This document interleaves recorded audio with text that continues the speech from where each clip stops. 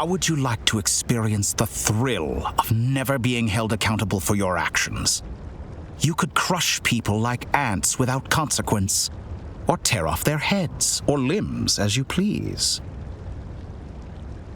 Believe me, such a life is but one small step away. What point is he trying to make? Freedom? But the freedom to kill? To do evil and get away with it? Why would you offer me that? The creation of a world is the ultimate scientific experiment. I have taken my research to the highest level, where I shall be not just a god, but also a servant to many sacred spirits. I shall heed the truth and perform holy deeds. A god's laboratory is the perfect playground, but it needs the right occupant to explore its full potential. Mortals are found everywhere one looks. Not so with Descenders. I'd prefer my first guest to be a distinguished individual such as yourself. And I know you could make the most of the opportunities it offers. So the condition for entering the new world is to take innocent lives. And the same dilemma that Rerir once faced. Could I really bring myself to kill others for my own benefit? Rerir did. And look where it got him. Have you made up your mind? I can't do it. Your playground is no place for me. You're putting your hopes in the wrong person. But we both know I'm not quite the hero you say I am either. I have my own reasons for the journey I'm on. You've grown a lot since we last met, but there are still things you are unwilling to compromise on. This will only hinder you. Why don't I lower my requirements a little as a gesture of goodwill? I'll give you a little time to learn to be a less noble soul. That'll make things much easier for you. I really doubt I could live that sort of life. And yet you already sound less defiant than a moment ago. The benefits appeal to you because you can read the signs of the times. Why don't we return to my research facility? Your last visit was so rushed. There is much that I have yet to show you.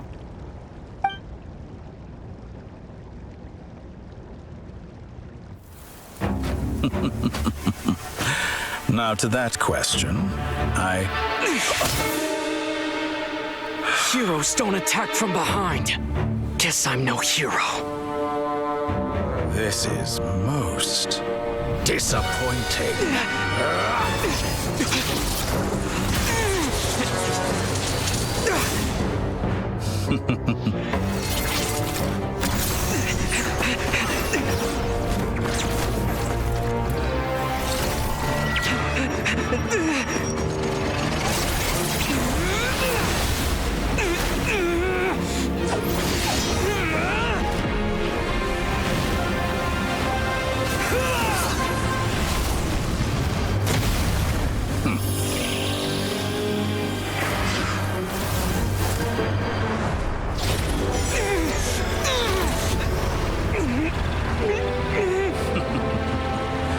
Now then.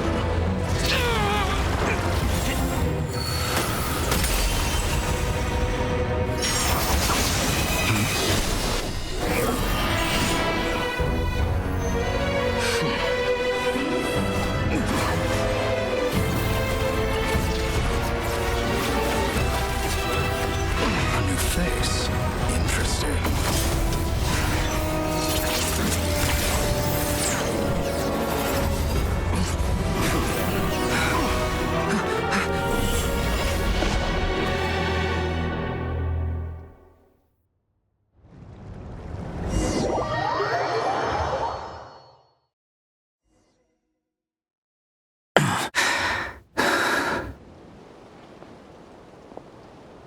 You're still gonna call me Hack Guy after that, huh? I didn't see anyone else in there who needed saving.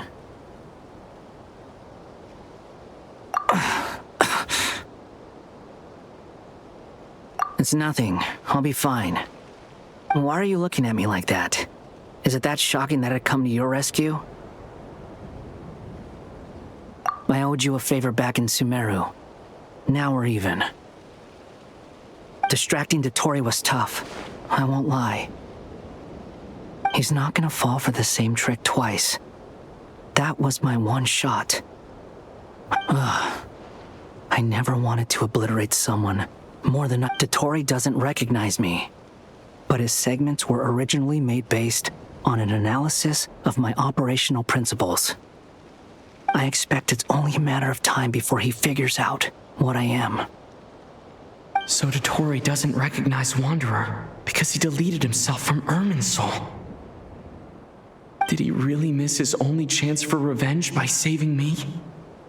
Why the long face? Hey, I'm not blaming you, okay? And I'm not complaining either. Rescuing you and killing Dottore are equally important goals. Everyone would be pretty stuck without you. It's best you live to fight another day. How are you holding up? Are you all right?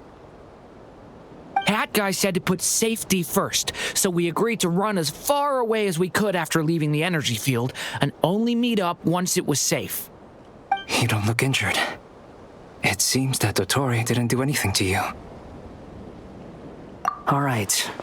Rescue operation complete. Let's head back. There's a lot more work to be done before this is over.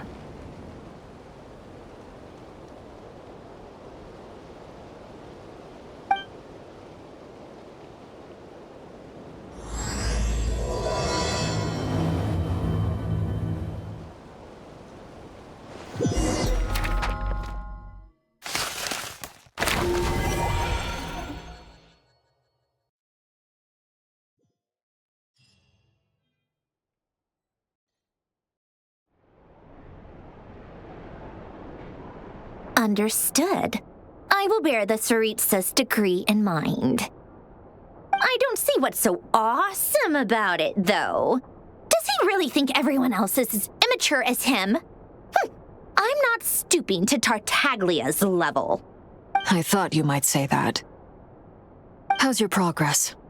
Quite promising, actually. That alchemist Albedo gave me a few ideas. Remember how I asked you to look up some files for me? That stuff on the Nazi-Kreuz Institute. René de Petrichor and Jakob Ingold. Alain Guillotin despised René's theories and methods, but he never managed to come up with better alternatives either. So I adopted some of René's ideas. I thought Alain was like a father to you. He and René were mortal enemies, were they not? And what would you say if Lenny and his friends one day learned something useful from someone you utterly detested? I would applaud them for it. That would mean that they have surpassed me. For all we know, Alain Guillotin might have thought the same thing. Not that it matters, though. He's dead, and I'm alive. So it's my call to make.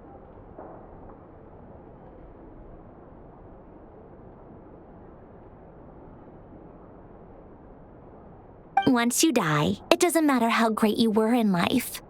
Only the living get to decide what happens next. Hey, come on out. They're back. Huh?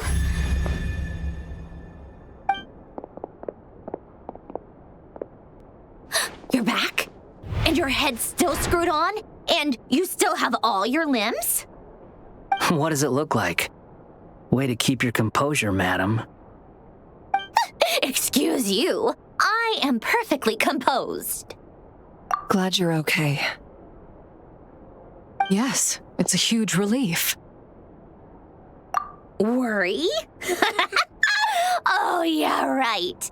You think we, the Fatui, were worried about you? We were worried sick. Hey! The Traveler and I were already friends. You are free to join this mission in whatever capacity you please. much like your tea parties. It's a laugh a minute with you guys. I must say, I was quite surprised when Mr. Albedo told me he would need no additional aid. We discussed this on our way back as well. I am rarely so unequivocal, but in this case, we had full confidence in Hat Guy. He said he knew what he was doing. Albedo and I pretty much had to just wait outside on standby. Meanwhile, Hat Guy broke into the energy field and rescued the traveler solo. You didn't have to mention that. Well, I'm thoroughly impressed. You are a force to be reckoned with, Hat Guy. Is he back? Is he really back? Traveler! It's really you! Oh, thank goodness! Paimon missed you so much! You can finally breathe easy, Paimon. It's great to have you back in one piece! Oh, Paimon's been having nightmares the whole time you were gone! Look at them. You know, once you reach my age, there's nothing better than watching a misty-eyed reunion between friends. It's nothing. Same goes when you get to my age, too. I bet Ino and Anefa would be tearing up as well if they were here. VARKA, I'm not sure Anefa can cry. Oh, yeah, good point. Hey, your eyes are looking a little red and puffy. Come here, let's hug it out. What? Ew, no. No, thank you. You're not my dad, okay? Knock it off. Everyone, I'm sorry for all the trouble I caused you. But the silver lining is, I didn't come away from this ordeal empty-handed. While I was being held captive, I learned a lot about Dottore's current capabilities, and what he plans to do with them.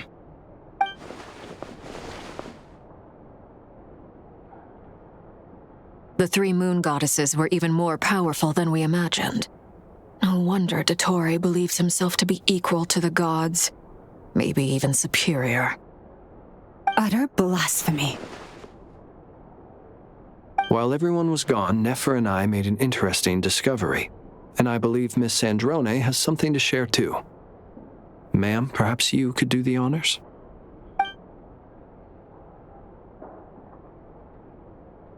Called it. Getting rid of a pesky troublemaker like her is like trying to clean up after a crumbly cake. It always comes back to haunt you. Our next step is to find a way to bring her back. A place where time flows backwards, with no destination in sight. Surely it must have been created for a specific purpose. But I fear the answers are buried deep into VAT's history, held by great powers beyond our reach. It sounds like she's on a specific path through time, just traveling in the opposite direction to us. The question is, where does that path lead? Or will it keep going to infinity? We considered that question as well. Strictly speaking, time is not infinite. Indeed not. Every road has an end. NICOLE! You sure loved quietly sneaking in mid-conversation. I do, in fact. It's something I've always done at our mages' tea parties.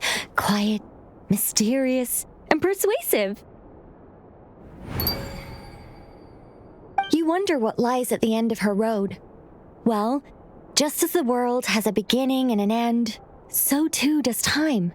And so, the end of the road is the moment that Teyvat was born. But where Miss Columbina will end up along this road, that depends on where this particular river of reverse time began. What about the original moons and the moon goddesses? Do they have a beginning too? All things do. In the beginning, no moons adorned the sky. It was the Dragon King Nibelung who raised the three moons into the heavens, and thus were the moon goddesses born. They were shadows of the planet, born to wield Nibelung's authority and oversee the world on his behalf, They were extensions of his will, manifestations of his majesty.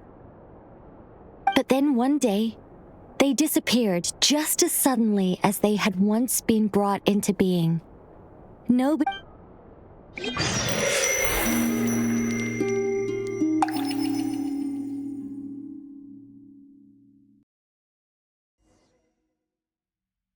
Like I thought, no more paths back to reality have emerged since.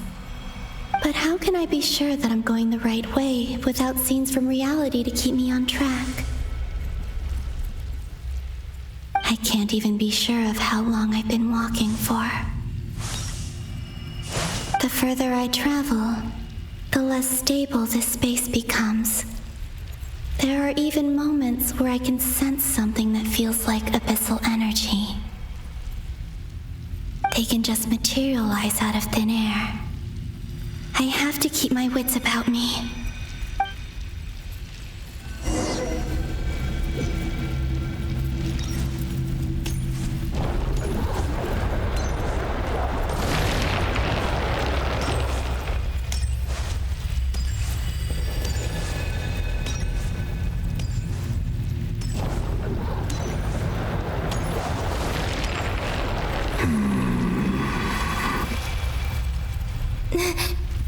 Is that the ray here of Solnari?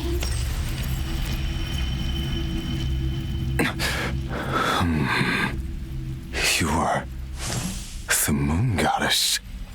But how? Please, there's no need. I'm not interested in fighting anymore. I find that a little difficult to believe. Yeah. Honestly, so do I. The way you used my own power against me was a brilliant strategy. And then, in the final moment before I was thrown into this space, I got to see an old friend. Mr. Dainsleif. Right. It was so long ago now. When I first got here, I was filled with hatred, remorse, and rage. How I cursed and devoured. I tore everything here apart. I was consumed by the desire to leave this place and have my vengeance. But to no avail. This is a place with no exit.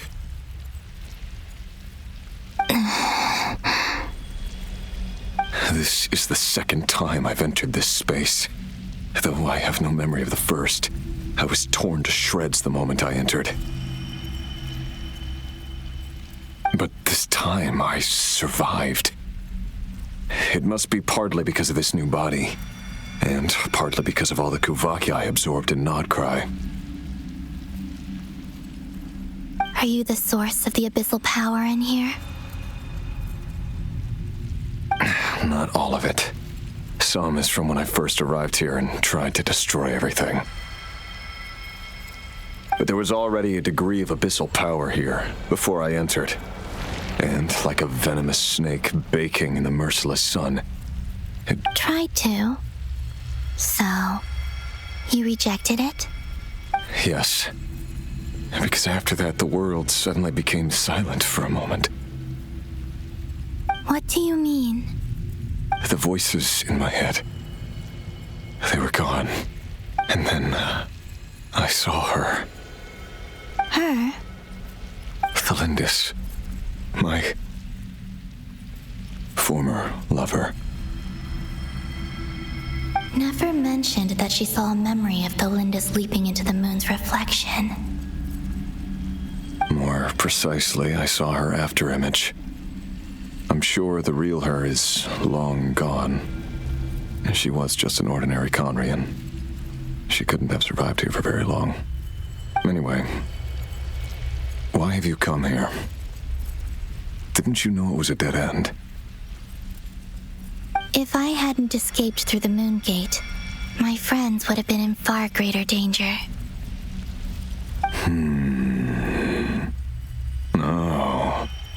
I see. Because of your power. The power of a moon goddess. What? You'd like to know how I know, wouldn't you? The one who resurrected me said so. I could hear a deep lust for power in his voice. Do you mean... Dottore? Dottore. So that's what he's called. He'd been collecting fragments of my body for a long time. All so that he could resurrect me at the moment of his choosing. I had no interest in his research. But being as corroded by the abyss as I was, we were aligned as far as hunting the moons and recovering my strength were concerned. So that's why the Wild Hunt suddenly became so active in Krai. When I left the Fatui in my weakened state, Dottore must have felt that his time had come. Moon Goddess, could I ask a favor of you? What? I know this is a lot to ask, especially from someone who tried to kill you. If you refuse, I won't fight it. But this is the only thing I desire now. What do you want? I'd like you to take a message to Thelindis for me. Thelindis? But... Yes, she's dead. But like I said, I saw her afterimage. I can sense that some part of her soul remains here. Far, far ahead. Why don't you go and speak to her yourself? I can't. I don't know why, but I can't move freely in this space as you can. All I can see is a glimpse of her, walking away. Just like the moment when I last saw her in life. In return, I will clear these abyssal obstacles for you. No, not in return. I'll clear them for you, whether you want to help me or not. Why? Yeah. Why, indeed. I've been asking myself that question a lot recently. I'm tired of it all. Tired of the person I became. People used me. And then I turned around and started using others. I think I grew tired of it long ago. But I wouldn't admit it to myself. And ultimately, that's how I ended up here.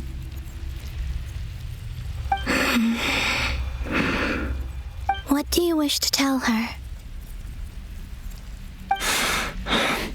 All of it. My past. My mistakes. Everything that happened after we were separated. Is it okay if I give her the abridged version?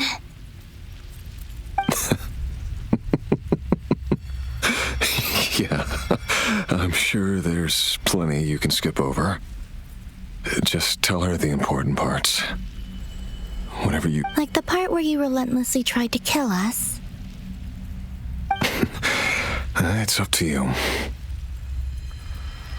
Love demands honesty. But my relationship with Thelindis was built on lies. We hid too much from each other. But after living my whole life in the shadows, I don't want to hide anything anymore. I will do my best. There.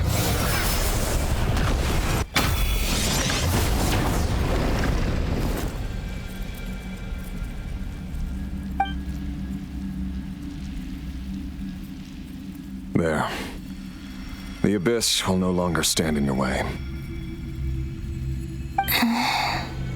Even though Mr. Dainsliff felt he had to fight you, I think he still regarded you as a friend. Dane? He said that you betrayed him, but he also felt great remorse at never having understood what you were truly going through. Why tell me this? Because if he'd known that someone could take a message to you, I believe... Thank you. It means a lot. I know this will sound strange coming from me, but don't die, Moon Goddess. I can tell that you're determined to get out of here.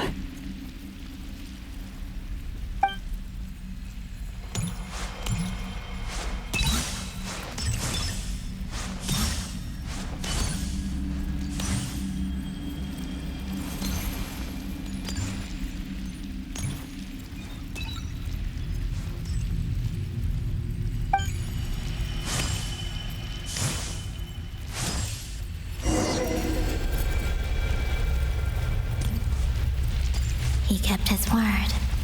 The abyss is no longer obstructing my path.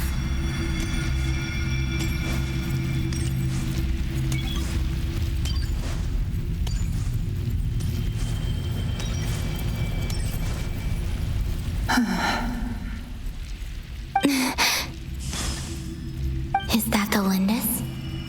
She wasn't far off at all. And yet, they can never meet. Hello, Miss Delindis. Who are you? How do you know my name? I've never seen anyone else here before. You can call me Columbina. I promised Rerir that I'd bring a message to you. Rerir? My Rerir? Is he well? He's doing better than he was. Better than he was, huh? Sounds like he's had a pretty rough time. Others have had a rough time on his account, too. In many cases, their time ran out because of him. And I'm not just talking about the children of the Crimson Moon. So, things got worse before they got better. Could you tell me what happened, Miss Columbina? Are you sure you wish to know? Yes. This is my opportunity to learn the truth. No matter how hard it is to hear, I have to know. I admire your courage. However, time is short. I cannot stay here for long.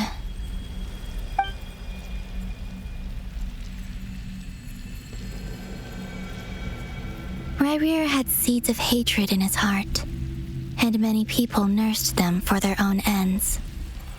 On some level, everything he did was to try and find a way to see you again. But in the end, he came to regret his mistakes. He wanted to apologize for hiding his past from you. Beyond that, he did not say specifically what it was he wished to convey to you, but I'm sure that you've always been on his mind. You are what has kept him going over all these years.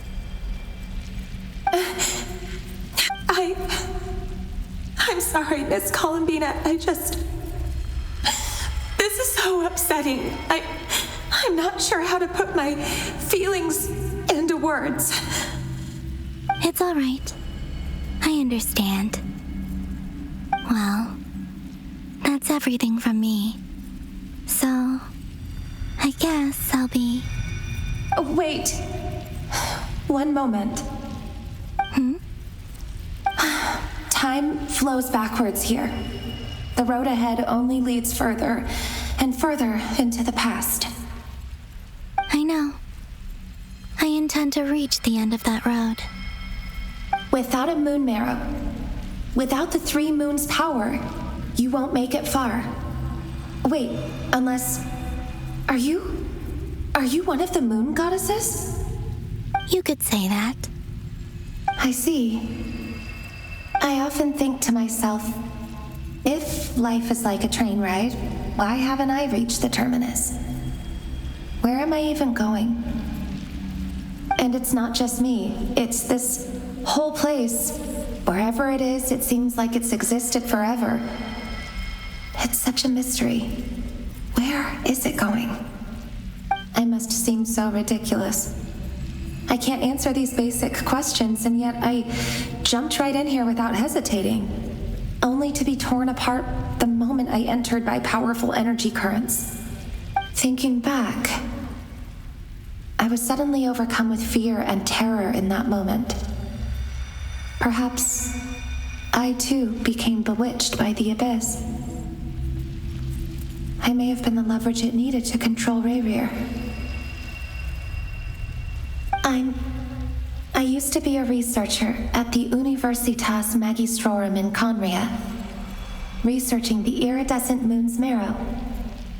Eventually, I came to the conclusion that time in here flows in reverse. Reaparece was one of the Finster King's retainers.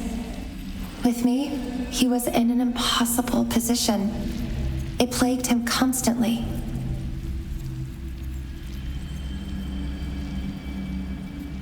I wanted to help him escape his lot in life. I wanted him to be happy, so I thought I'd use this place to return to the past. At the time, I thought I could just go back to the day that the Finster King first found the princess. It was only after meeting the princess that the Finster King started going too far with his research into the abyss. That was the day all of our woes began. I thought I could stop the king from ever meeting her and solve everything.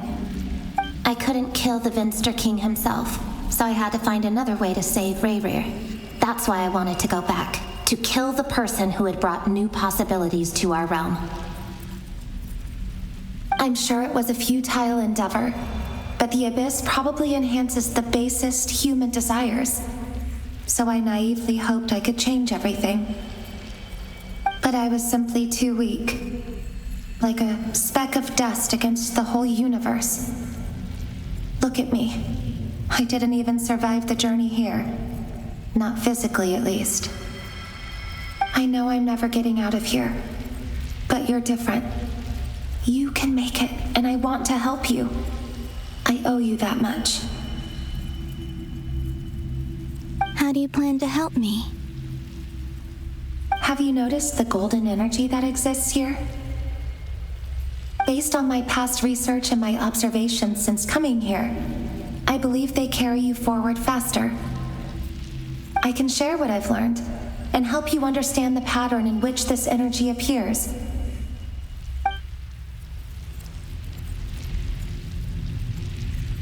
I think you just might... Now, I know you will be able to change the past. Also, I've been speculating about where this phase ends. The documentation was scanned, but from what I know of the legends about the moons, the oldest ones seem to begin with Nibelung, king of dragonkind. I have no way of verifying any of it by this point, but if it's true, you might be able to reach that era if you keep walking. Understood. Thank you, Miss Thelindis. I'm the one who should be thanking you. If you hadn't entered this realm of everlasting death, what use would my deductions be? Thanks to you, they have some meaning. About Reaparece, I'm so sorry for everything. It wasn't your fault.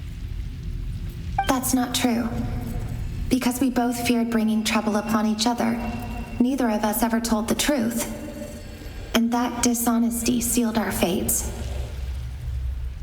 But enough about that. I wish you a safe journey, Miss Columbina.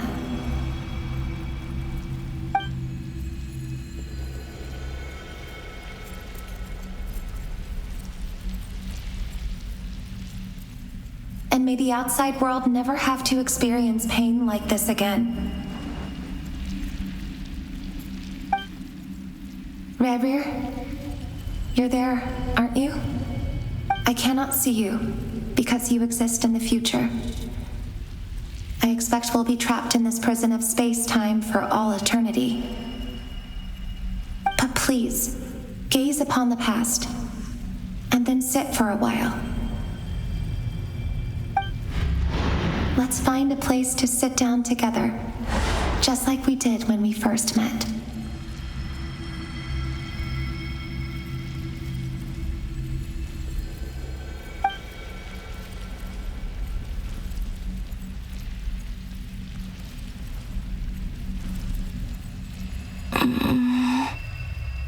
How long have I been walking? How much further till I reach the end? Is there even an end to be found? Everything's getting blurry.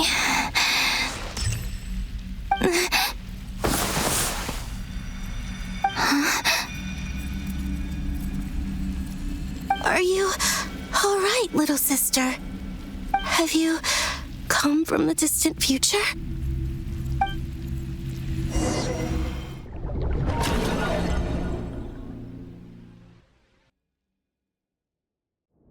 So, how exactly did the moons just disappear? Shouldn't it be a little harder to get rid of major creations like moons? The world is a vast and ancient place. On a certain scale, all life lasts for but a fleeting moment.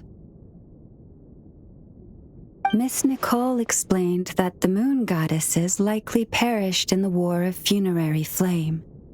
The moons themselves were also destroyed at that time, save for the frost moon, from which a new moon goddess was later born. Am I missing something then? 'Cause the stories say that the moon goddesses were born on the moon, but doesn't Columbina say she was born in Krai? Huh, you're right! Why do their birthplaces differ? What's the difference between the two generations of moon goddesses? Also, remember what Sandrone said? Her scans detected 4 moons. In other words, 4 moon marrows. Technically, the result of the scan means that 4 moon marrows were detected and positively identified as moons in that moment. In other words, this piece of information alone isn't enough for us to know how Miss Columbina is doing right now. Yep, we have no way of staying up to date on whether she's dead or alive. She's on her own for now. But at least she's trying her best to get back to us. Yeah, she's a tough cookie, and a sore loser too. We have to trust that she'll find a way, because we really need her power. As much as it pains me to say it, we've got no chance of beating Dottore in a straight-up fight. He's much too powerful. It wouldn't even be close. That maniac is going to devour everything in his path until he reaches us. We need to find someone or something that can stop him before he does anything worse. I'll be frank. Our only hope of defeating this false god is with a real moon goddess on our side.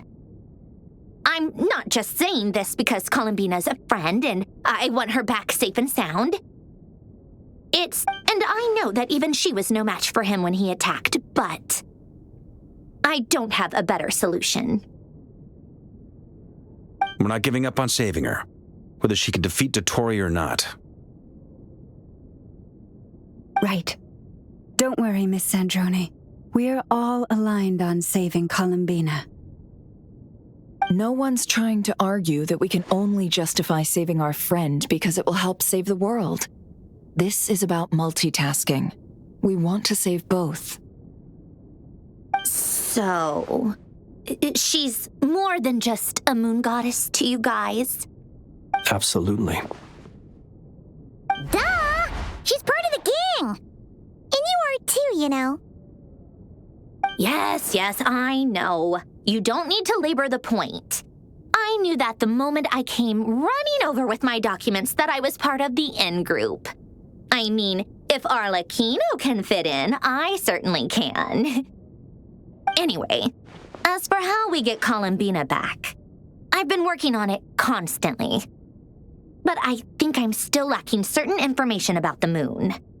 I'd probably get there if I could continue my calculations, but the problem is, I've run out of computing power. Computing power? You mean you need more energy? No, the issue isn't energy, it's processing power.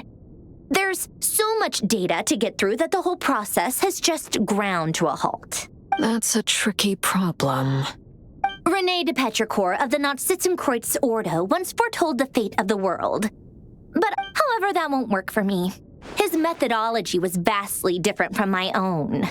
What's worse, they're incompatible. And, to top it all off, we can't even leave Krai.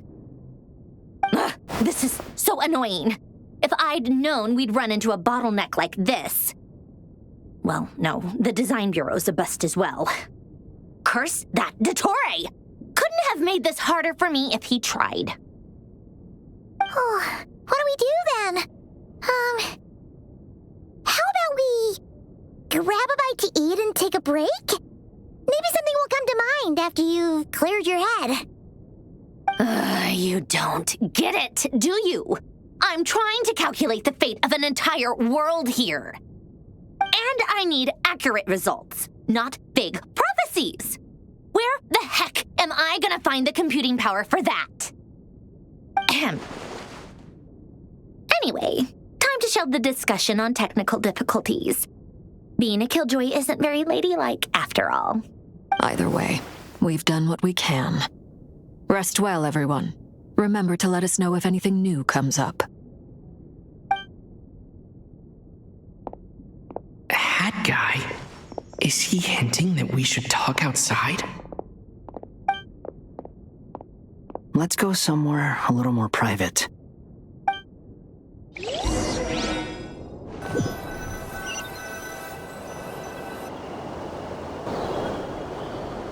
You know that Dory went back to Sumeru, right?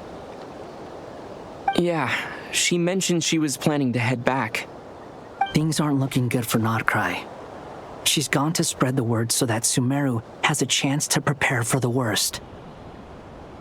From what I know of Dottore, there are two possible reasons why he hasn't made a move yet. One is that he's still working through some kinks in his new powers. The other is, he wants to see how we're going to react.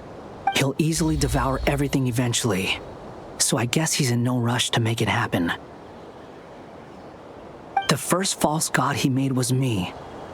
Now it's his turn. Even though my records were erased from Irminsul, Dottore's ideas haven't changed one bit. He once told me that becoming a god was like turning yourself into a hungry wolf or giant serpent to devour the moon. Clearly, he began studying the moon goddess's powers long before he even tried making a god. He's always wanted to get his greedy hands on divine authority one way or another. And in the end, he devoured the moon where I failed. In the desert of Sumeru, there is a chessboard built by King Deshret, also known as Al-Ahmar. I don't know if it was a real game, or if he was just trying to challenge his servants and citizens in some way. But creating games and setting rules, gods do that as a matter of course. That's the kind of power Dottore craves. Now he has the Trilunar Authority. His power is leagues beyond the common people. I don't think there's any point in other nations rushing to the front line. They're better off focusing on defense and hoping they can fend off any threats that spill out from Krai. Either way, Dory will inform Lesser Lord Kusanali, and she will contact the other gods in turn. The Seven will have some recourse available. If nothing else, their protection should keep the rest of the world from descending into chaos as quickly as Krai has. So on the bright side, even if Krai is doomed, your friends in other nations won't be in any immediate peril. That's good to know. But I'm not ready to give up on Krai yet. There's a word for people who refuse to let anything go. It's called... Maybe it sounds greedy to you, and probably naive too. But whatever you call it, that's what gives me the determination to keep fighting. Battles are fleeting, but the will to fight is a long-term commitment. Give up for even a moment, and your resolve will shatter. Why do you always feel the need to do the right thing? No one is born to be a savior. I mean, who's gonna criticize you if you fail or give up? Don't take this the wrong way, but Dottore said something similar to me. I guess the Fatui attracts people who don't believe in saviors. Not necessarily. It's less about belief for me. I just want to know how determined you really are. After all, I don't owe anything to anyone else here. Only you. You look kinda worried. If your arch-nemesis was about to achieve their ultimate goal, I think you might feel a little worried too. That's true. Dottore is about to become an omniscient, omnipotent deity. That's gotta be a bitter pill to swallow. Still, you're calmer than I expected. Obviously. I have to admit that my past self was a reckless fool who misunderstood not only the point of revenge, but how to achieve it. And as much as I want my vengeance, I know I'm not gonna get it by acting alone. If the world's taught me anything, it's to think before I act. Too bad it never taught me any other virtues, though. So, I am going to destroy Dottore, no matter what it takes. So, what's your plan? I'll get to that. First, tell me, what do you think of Sandrone? Just like Paimon said, she's a friend. How much do you trust her? This is a serious question. Think carefully before you answer. Although she's with the Fatui, she has her own values, and she's helped us a lot.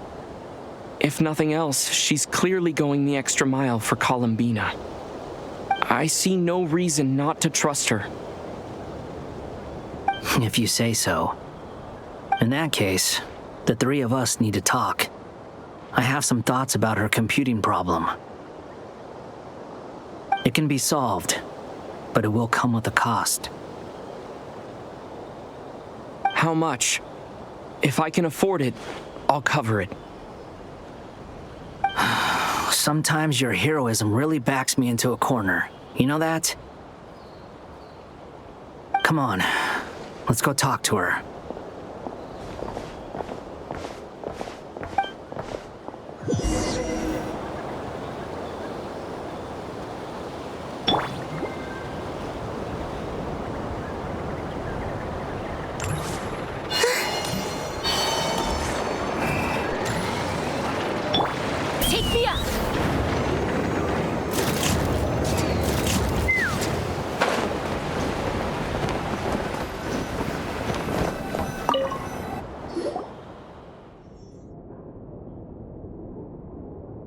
Miss Sandrone, traveler. Hey there. Paimon's here too! She was just helping them sort through their things. How did your chat go? That was fast. The call only just ended. Well, you said it was urgent, so we got here as quickly as we could. Albedo, I have some alchemy questions for you. I see. Looks like my knowledge proved useful after all.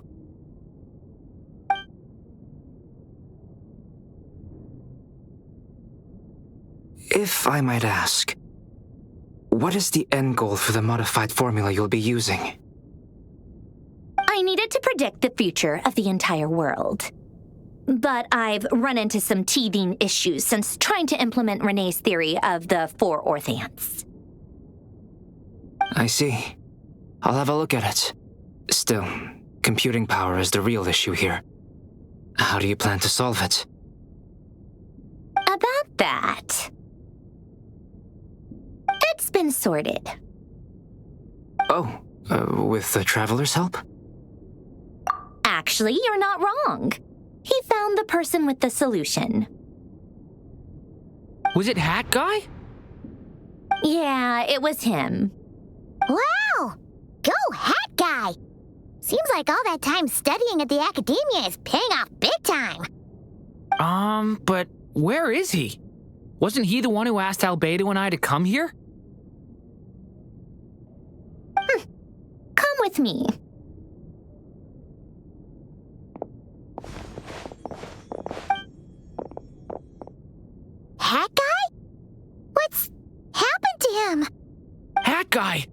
can you hear us? No response. I guess he's in hibernation. Hat Guy mentioned that he was a puppet. It seems that his functions are currently shut down. I presume this has something to do with the solution to your computing problem. That's right. He and the Traveler came to see me. Wait, what? You have a solution? Would you calm down? Why do you always react so hysterically to everything? Excuse me? How would you know? You shouldn't be so quick to judge complete strangers. It's very bad manners. Oh, please. It doesn't take that long to figure out that you have a temper. Where does a mere student get that kind of confidence? I've actually published more papers than you. Not that status counts for much. Even Paimon's applied for academia admission. Huh? Are you serious? See? This is why I can't be bothered to explain myself. She recognizes no one's skills but her own. Okay, fine. I'll hear you out.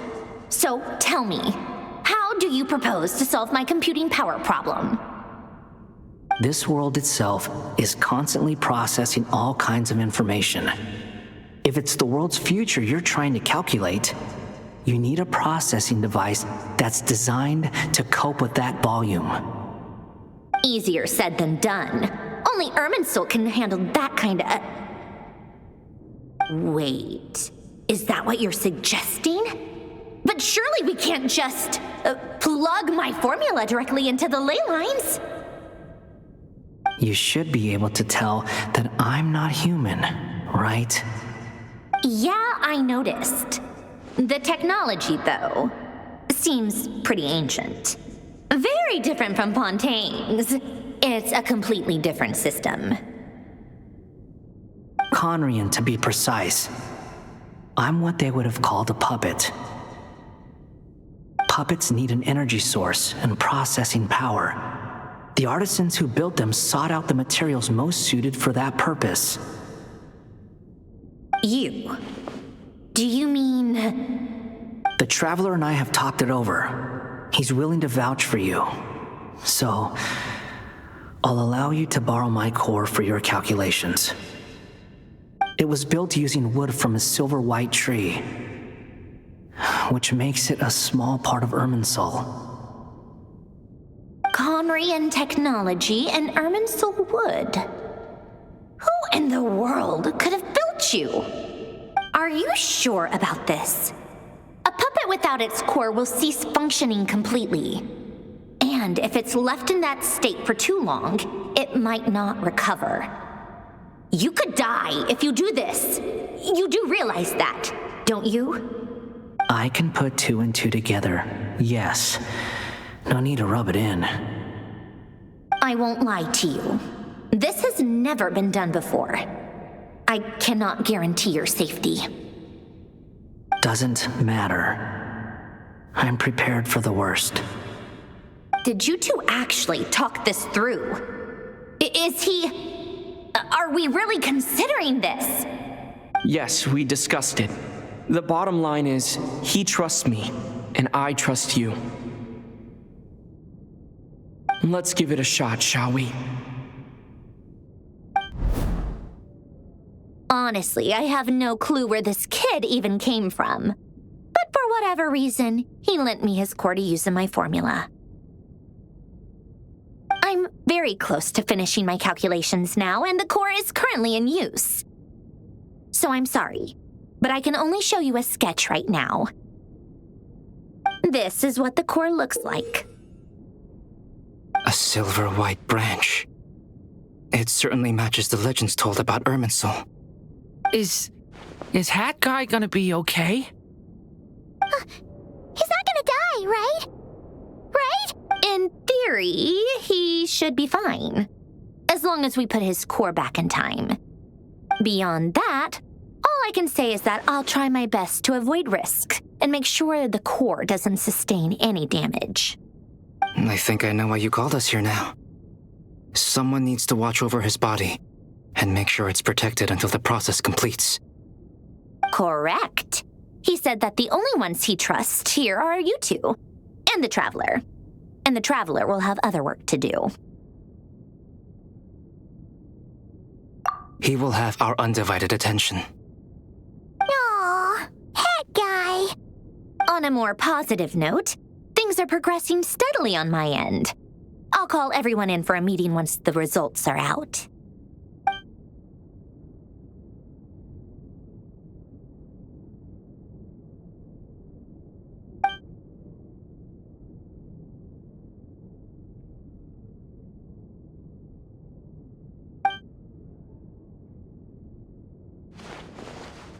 The worst-case scenario with the core removal is either a system reset or a total loss of function.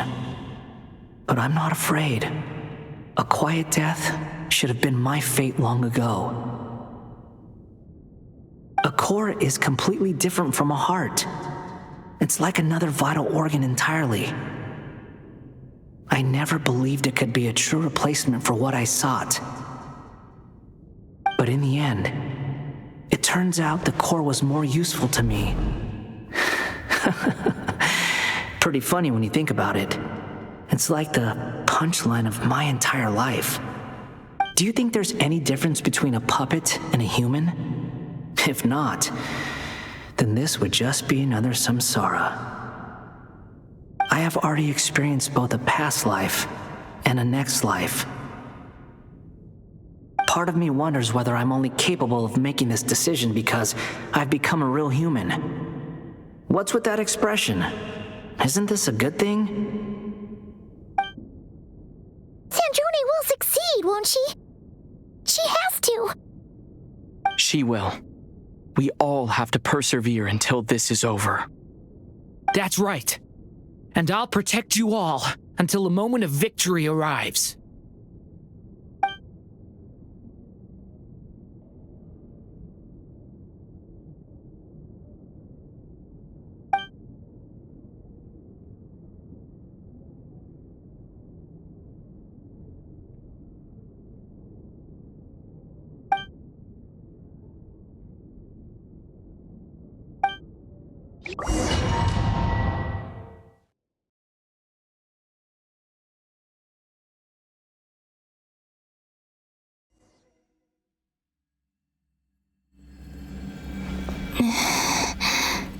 Who are you?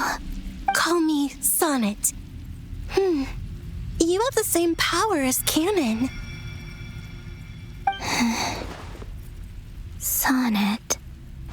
So, you're the goddess of the iridescent moon? Oh, goodness!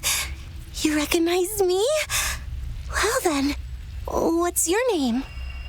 Columbina. Columbina Hyposelenia. Hyposelenia? What a lovely name. Did you choose it yourself? It was a joint effort between me and my friends. Friends? You mean your friends in the heavens? Huh? Oh, sorry. You must be exhausted. I apologize. Hang in there. Let me introduce you to my older sisters. Do you mean the other two moon goddesses? Arya and Canon? Wow, you sure know a lot. Hey, does that mean that our story goes on into the future? Oh, I guess that wasn't the best question to ask. It's all right. We were prepared for that possibility. You could say we were too prepared. I can't even remember how long my sisters and I have been here by this point. When did you get here? How long has it been? I can't say for sure, but it feels like it's been forever. I see. Are you feeling all right? You look a little unwell. I can hold out a while longer.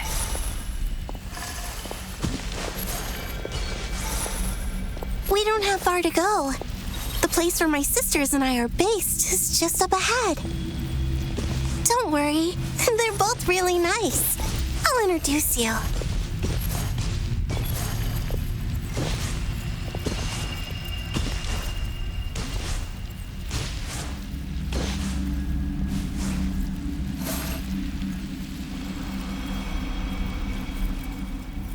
Sisters, I'm back. And look who I've brought with me.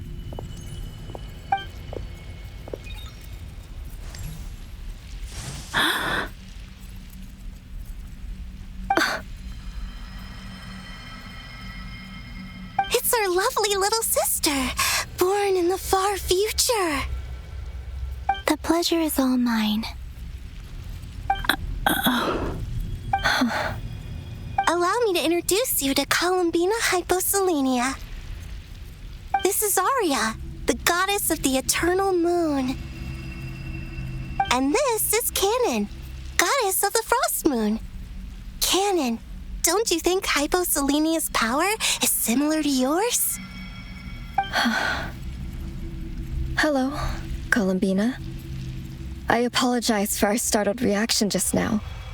And please, forgive our little sister if she's been annoying you. She tends to talk a lot. It's fine. You seem shy. Don't worry, Columbina Hyposelenia. No one can hurt you here. Could you tell me where here is? Please. I must know. My dear sister, this is where Tevat's original ruler, the Dragon King Nibelung, imprisoned the moon goddesses. What? You're scaring her, Canon. No, I'm fine. Please, continue. Nibelung, our original master, created us in the distant past to maintain Tevat. But he left this world and traveled into the dark universe beyond, to explore worlds vaster still. Day and night, we fulfilled our duty in the heavens, until the day that the first descender arrived. The great ruler of the firmament. The heavenly principles.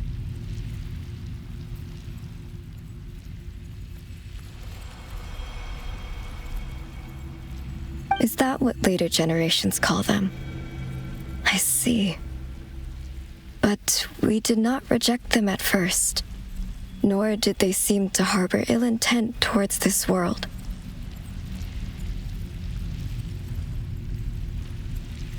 We coexisted in peace. They were like a guest in our home. Slowly, however, we came to realize that our guest had a growing desire to change and dominate the world. And you didn't stop it? No. There was an order to the rules they set up that Nibelung never taught us.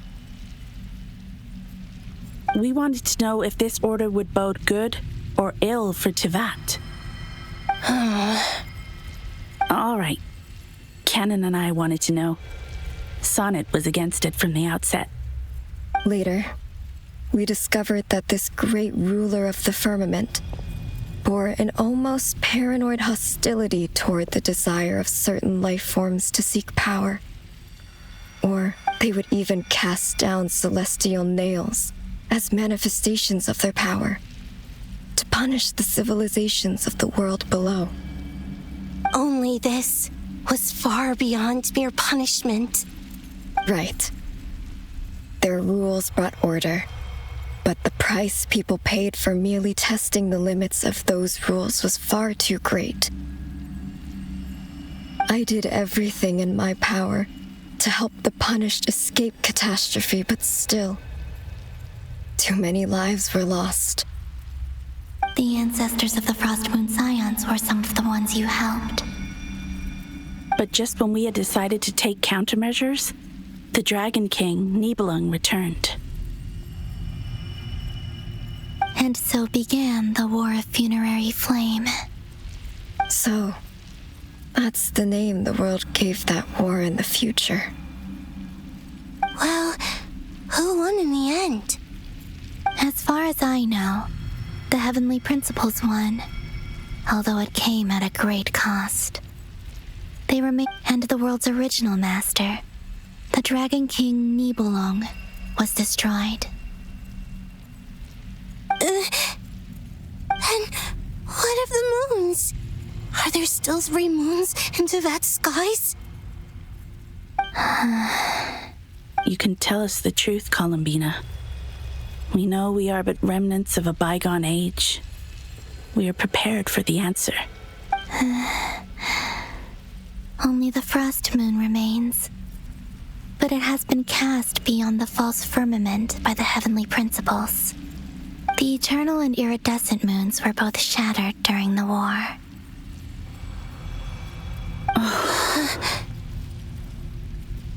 So death finally came for us in the end. Sonnet. But you're still here, aren't you? A moon goddess cannot live without her moon, Columbina. She's right. That's why I began to disappear. Because the frost moon is cut off by the false sky. Our souls may endure within this lunar palace, but if our moons are destroyed, then we shall disappear the moment we depart from it. I'm sorry. There's no need to apologize to us, dear sister. If anything, we owe the world an apology. If only we'd decided to act sooner, rather than arguing amongst ourselves. All the more reason not to spend this time in regret and repentance. Instead, we should focus our efforts on how we might help our future sister. Sorry? Don't you see, Columbina, your story is not yet over. Is that not why you are here?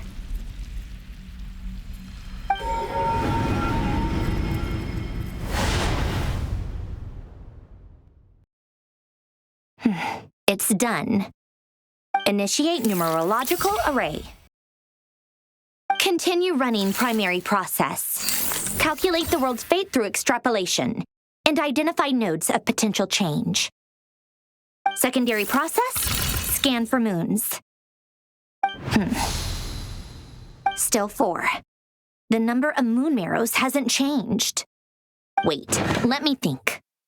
Is it possible that there's something I've been misunderstanding about the moons all along? Variables. Variables in the world. I know where potential variables within the world come from. So what about the moons? Are there any variables there? Like their life or death, for instance. What if being alive or dead makes no difference to a moon? But that's so strange. Even immortal gods can die. Why would the moons alone be? Wait! Wait! I've got it! I've got it! If alive or dead is considered a variable, we might have had this wrong the whole time. No one ever said that a moon marrow equals a living moon. We just initiate secondary process. Scan again. This time filtering out interfering perimeter, moon marrow. I don't care if they're natural or artificial. Get them out of my search results! Why? It says 3 moons still exist in Tevat, even after excluding the moon marrows. But redo the scan. Narrow the results to living moons and real moons. No, scrap that.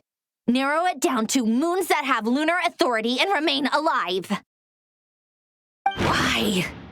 Why is it still 3? What is this, Columbina? Has the world lied to us? Or are you the one pulling the wool over our eyes?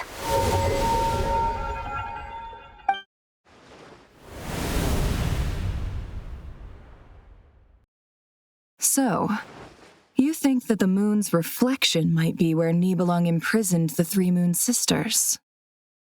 Yes, it would explain a lot, such as why that space would respond to a moon goddess's power, opening the moon gate at her command. It would also explain why Miss Columbina has been unable to leave, and why time flows in reverse there. In the messages she sent, Columbina promised us she'd find a way to return, but The fact that she still has yet to reappear in this world indicates that returning from that place is no easy feat. So you're saying, if she could return by her own power alone, she would have done so long ago? Yes, she certainly wouldn't leave it to this late stage when it's so touch and go. I've been giving this some thought, and I've come to believe that Luanatar might be an anchor that she left behind, as a sort of future waypoint.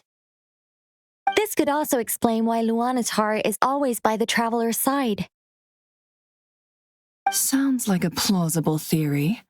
If that's the case, there must be some criteria we need to fulfill to allow Columbina. The question is, what could they be?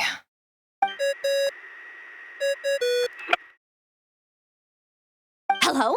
Listen up! This is extremely important!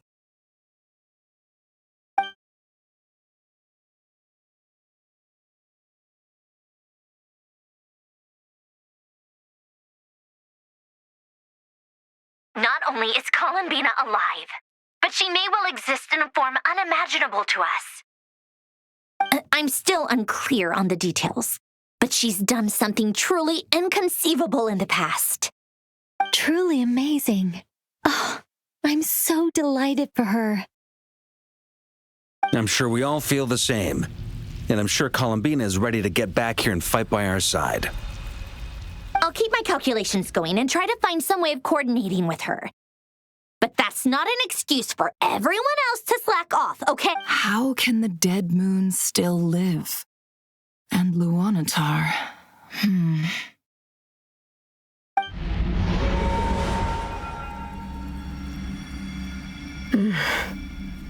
It's hard to believe that's what will happen in the distant future. Our authority is linked to the most fundamental rules of Teyvat. I suppose it's no wonder that many would covet that power. I didn't realize that when you said friends, you meant people who live down in Teyvat. Have you ever tried leaving this prison? Of course. Between us, we've tried everything. But no matter where we go, this space will eventually bring us back here. It's like the center of a whirlpool. Everything ultimately converges here, at the moment when Nibelung imprisoned us. In that case, have you tried using any of those pathways that connect this space to the real world? Sorry? What are those? They're passages through which you can make small-scale changes to reality by using Kuvaki. Or am I the only one who can use those passages? Because part of my soul remains in reality. Kuvaki. What is that? You don't know? It's a unique kind of... Oh. Well, but there is no difference in the elemental energy between the... What? Could you show us some of this Kuvaki? Okay.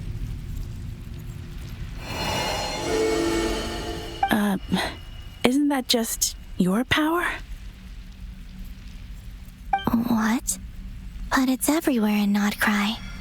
In the air, in the land. Even the creatures who live there have adapted to its influence. How curious. This Kuvaki certainly did not exist anywhere in the world before we were imprisoned. Let alone influence living creatures. So, how exactly does it affect them anyway? Can they float in the air like us? This is so strange. Why would their reality differ so much from mine? Columbina. Yes. If I am to help my friends, I will need tri-lunar authority on par with that of our foe. You mean you'll need our power? This sounds extremely risky. The three moons' powers are not mutually compatible. Concentrating them into one goddess will be a very painful process. And if anything goes wrong, it could tear you to pieces. I know. But I'm willing to take that risk. Even so, let's say we successfully transfer our authority to you. How will you take it outside this prison? Nibelung constructed this realm specifically to prevent us from using our powers to interfere in his war. No moon goddess can leave this place alive.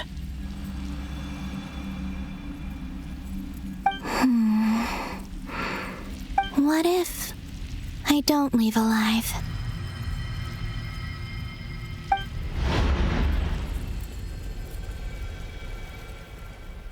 Where do we even start?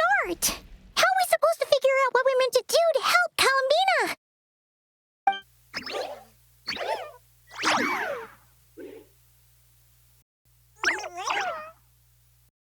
Columbina? What do you need from us?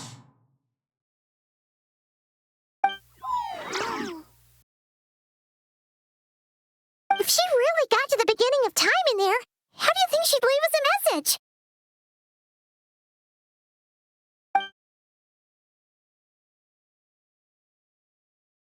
You don't think she'd write it down on a stone tablet somewhere in the hopes that we'd find it, do you? Seems unlikely.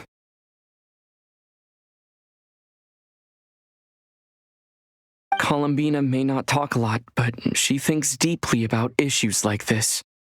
Let's review what we know. This is the Columbina who fought alongside us against the Reikir of Solnari, and with whom we celebrated Moon Prayer Night.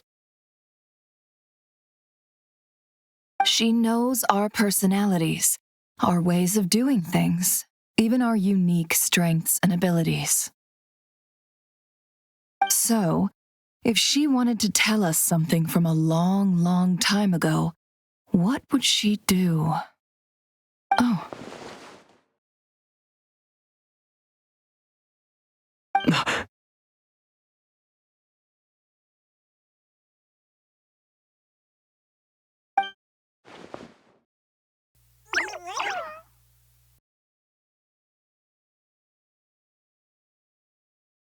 Traveler, you once said that those golden ripples also appeared when Luanatar was born. What if Columbina left Luanatar here, not just as an anchor to the real world, but if she is part of Columbina, and Columbina knows that I can see past events through her? Oh yeah! Like when you peeked into Rarer's past through his heart! Nefer, wait. If you're right about this, and you can really see past events through Luanatar, your eyes, they'll... Oh, I know. Looking at Rerir's past in Conria was already enough of a strain on my eyes. It'll surely blind me.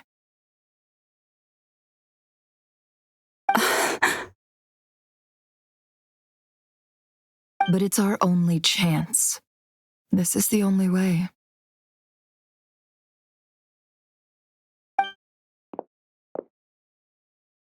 Boss. We spoke about this once, a long time ago. Do you remember what I said, Yehoda? The day I lose my sight. But... What's wrong? I'd be overjoyed if I were you. This day's come a lot earlier than either of us expected.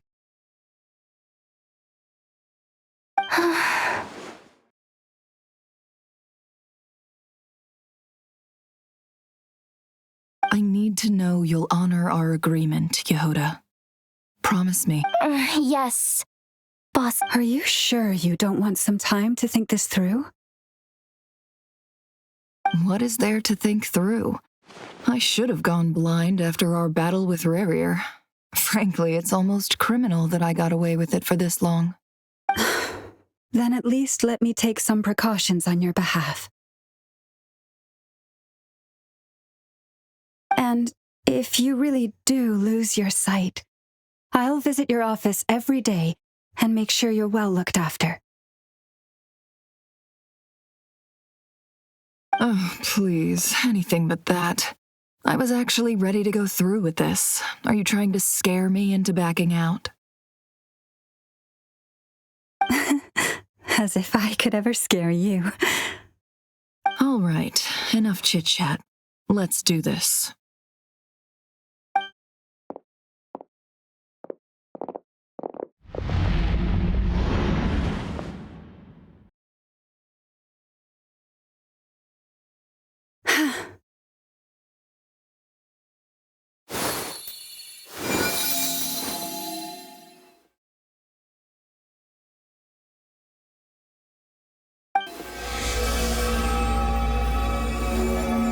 All done.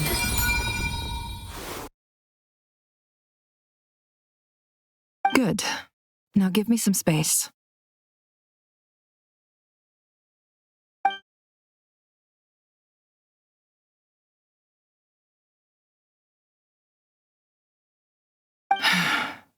Come on then, little one.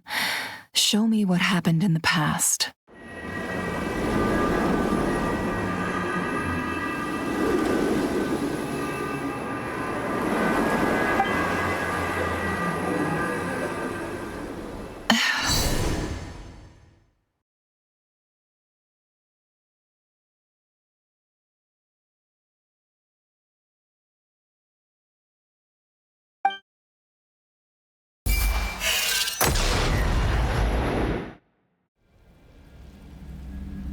Between the Trilunar Authority, Kuvaki, and the Soul Serpent, I think I might know how to get back. But time to go talk it over with them.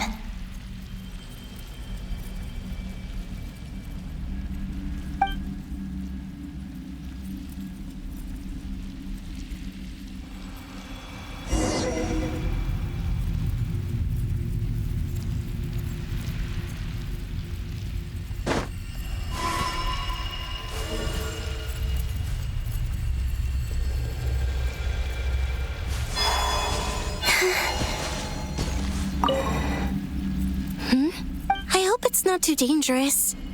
You really scared me when you said that thing about not leaving here alive. Come on, let's go find the other two.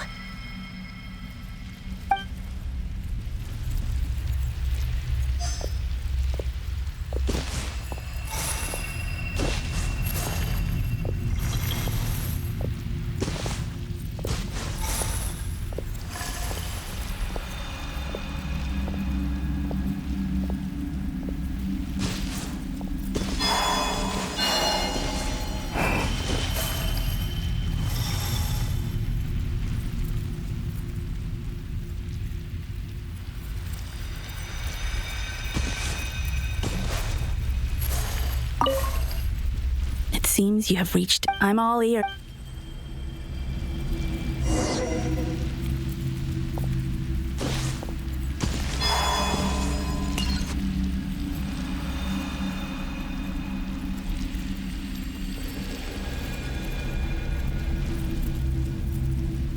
Have you figured it out, Columbina?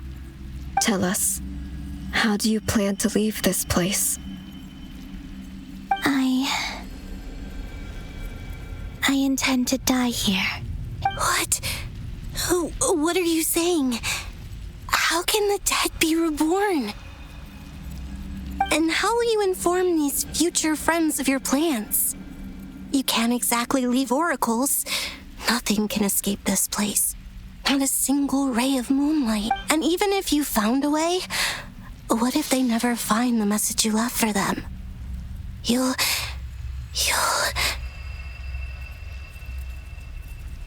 No, that won't happen. Come again? They will find my message. I'm sure of it.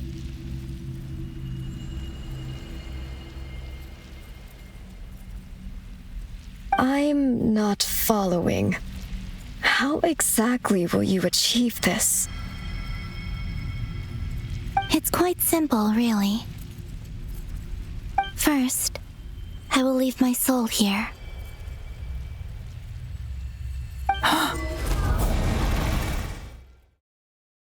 I see it. Your soul? You mean you're a divinity?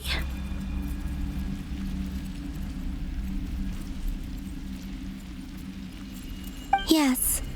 I once left a portion of my soul in the future. One so small that this prison barely noticed anything. In this very moment, she can resonate with my soul across time.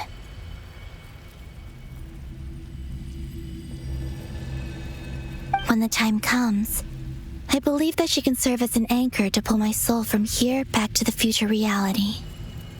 Just as gravity connects the world to the moon. Exactly. In the future, where I came from, the moon has been cast beyond in a similar way. I can feel a connection to the soul fragment I left behind even now. But how do you just leave your soul here? Is that even possible? On my way here, I met an ordinary mortal who entered this place long before I did. Her body is long gone, but her soul remains.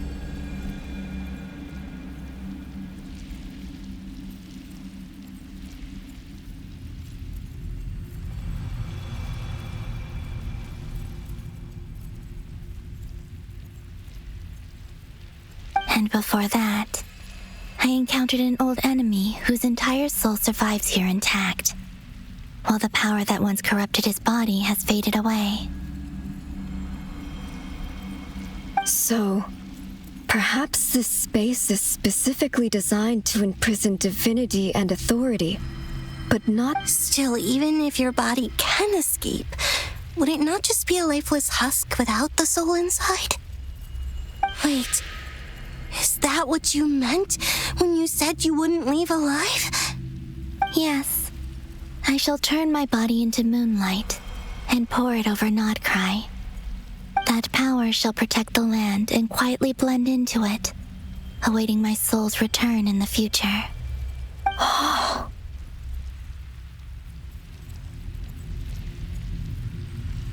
However, I cannot do this on my strength alone. I would need your help to do this, so I'm humbly asking for your assistance. Oh, dear sister, you need not be so formal. As I said before, we are but remnants of a bygone age. You, on the other hand, were born alone in that distant future, and you have walked a long and lonesome road since then. How could I? Don't forget, we are your sisters, your family.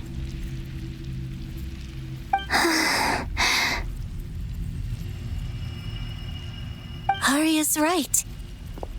Actually, I've always wanted a little sister. Can you imagine how it's been for me?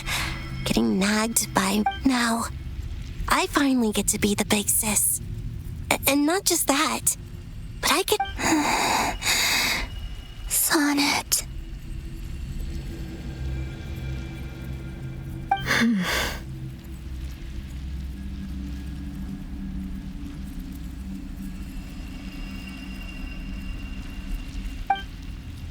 Canon?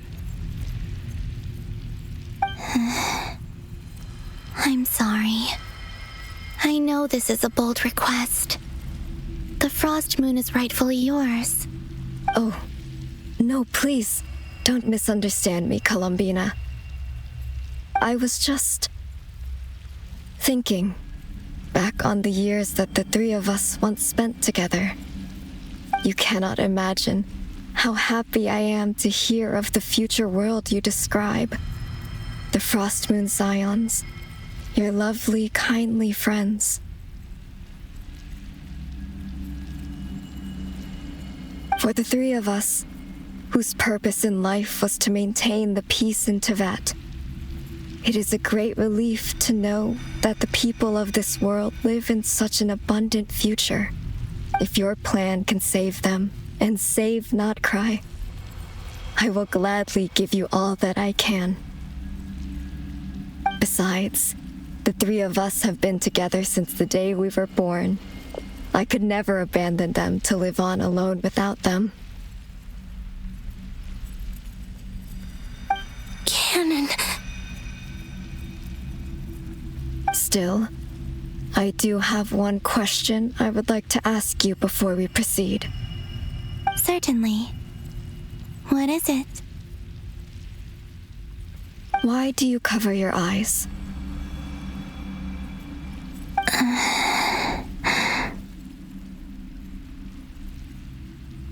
Yeah, I was curious about that too. But it seemed personal, so I didn't want to intrude.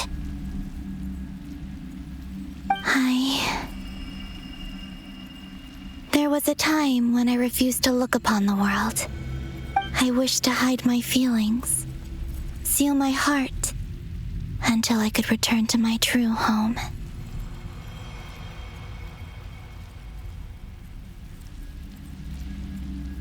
I see.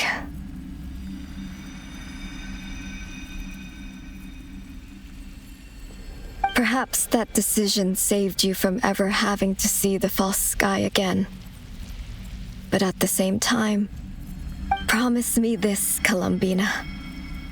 When you return to the future, open your eyes, take a look at the world around you, and see your friends. I'm sure that you know this already, given that you long to return. But that is your true home.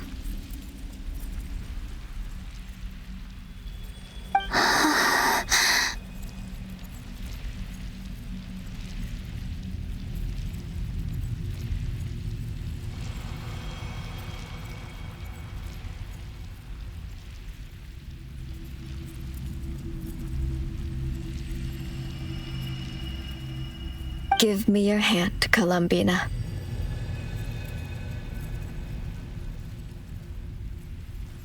Aria, Sonnet, you too. Okay.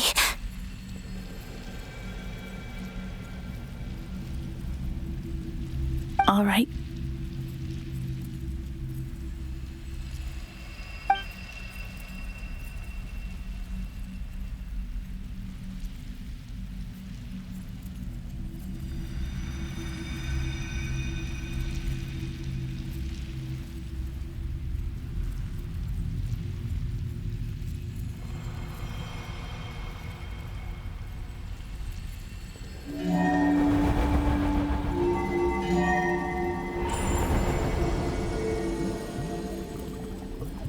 We once were the song sung for eternity, but now it is you who must continue to sing.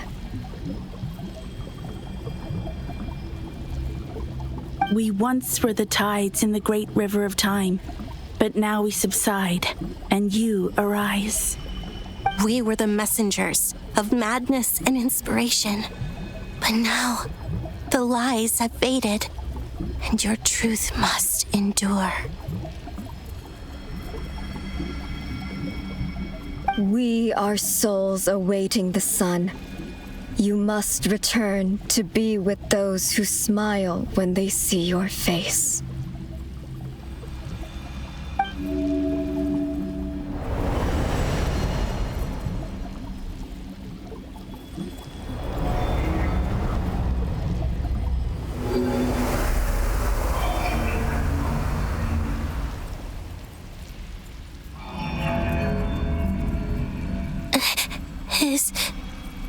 Is it done? Yes. We have transferred the authority over all 3 moons to Columbina Hyposelenia. From this moment on, She is the Tri-Lune Goddess, the one and only moon goddess of this world.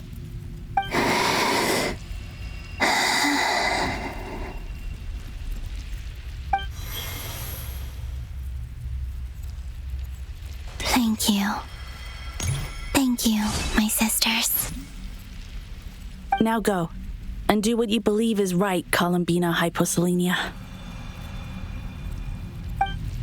Be aware that we cannot grant you the power of the 3 moons beyond these prison walls. The conflict that arose over their remains following our disappearance will still take place. I understand.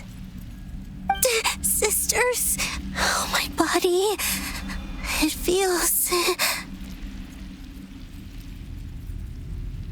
Now that we have given up our power and authority, our bodies are merely mortal shells. This prison is dissolving them as we speak. It's okay, Sonnet. The end must come for every god, just as it does for every human. That's all this is. The final destination of our lives. Canon and I will be by your side the whole way. We have one final request, Columbina. Could you use the 3 moons' power to send us back into the real world? Now that we have lost our powers, I doubt this space will seek to hold us further. It's just... we would like to spend our final moments together in the only place we ever called home. Of course. Gladly.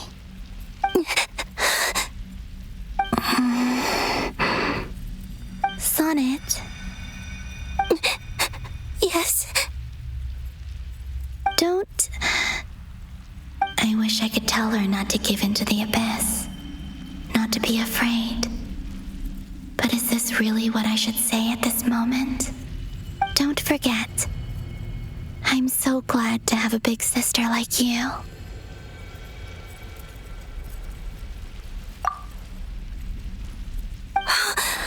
No, Hypo. Thank you. I'm okay. I'm not afraid. As long as my sisters are with me, I won't be afraid.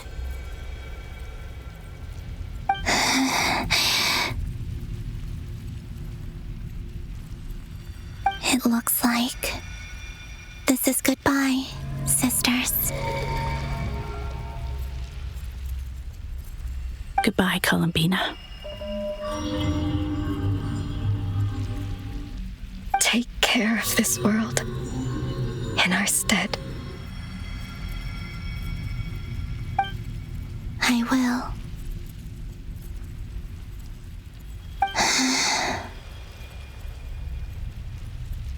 And now, it's time for me to bid farewell to my body, too.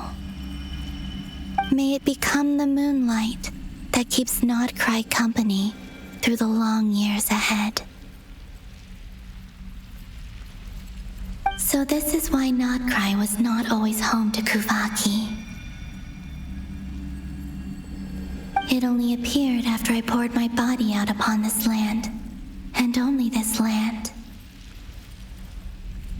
Kuvaki responds to me because it is me, my body, answering the call of my soul. And the golden energy I've encountered on my way here was, in fact, that very soul, which I am about to leave here to guide me.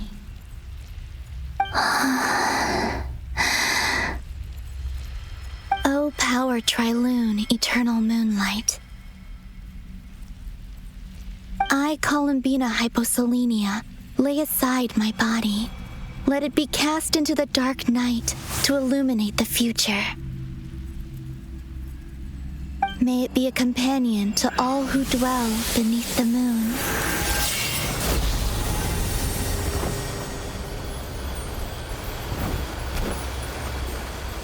Until the time comes for me to return home.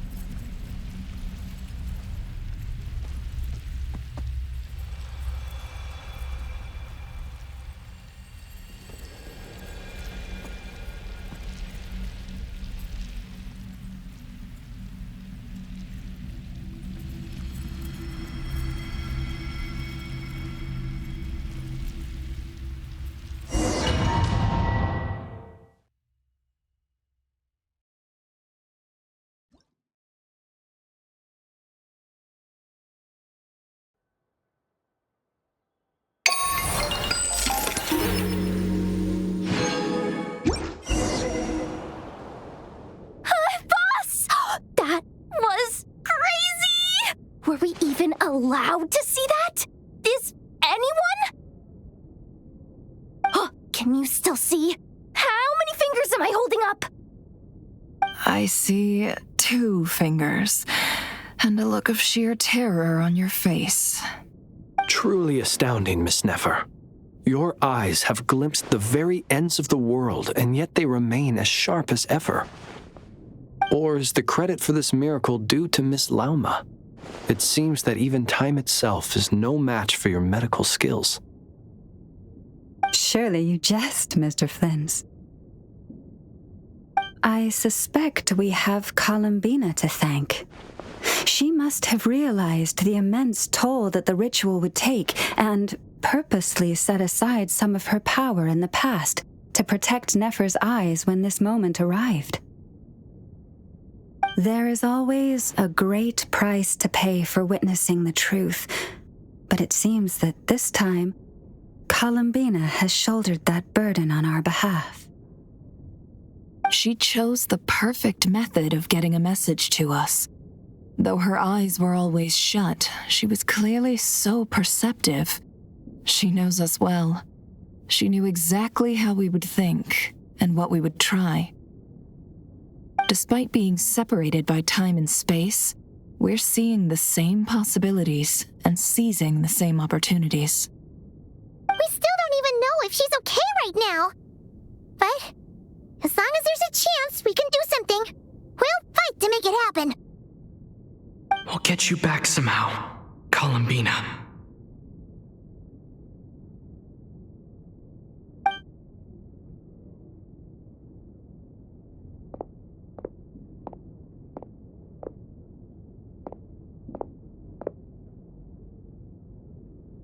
Well, based on the information we now have, let's figure out our next moves. Thanks to these gentlemen, we have a much clearer picture of the situation with Dottore. The civilian population has been moved to safety, so we no longer need to hold back.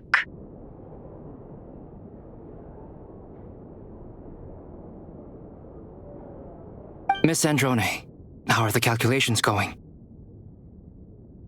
So far, so good. I'll keep seeing how far I can push the system, though. Can't have Hat Man being powered down for nothing. There's still a long road ahead.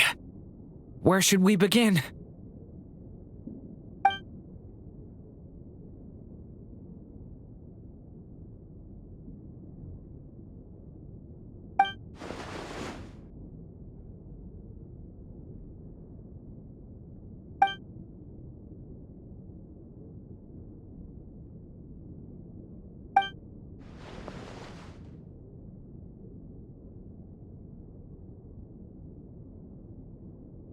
Our plan is clear.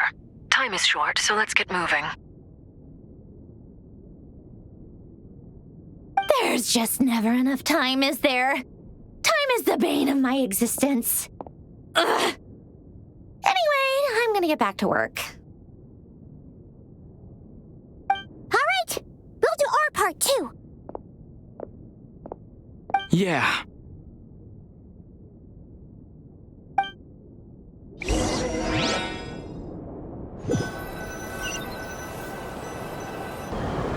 Albedo's theory says that elemental energy can dilute the light realm's power.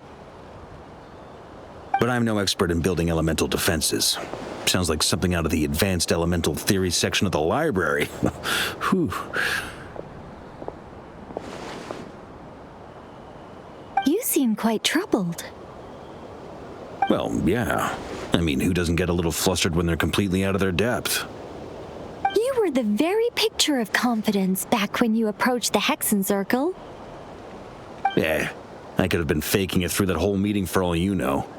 Who's to say I'm not just a ball of nerves in a charming and gregarious package? Oh gosh, really? I'm so sorry, I had no idea. Well, Still, I was much more in my comfort zone than I am here. At least in Mondstadt, you can cry for help from a cliff top and actually stand a chance of summoning Barbados himself. Things have never looked bleaker than they do now.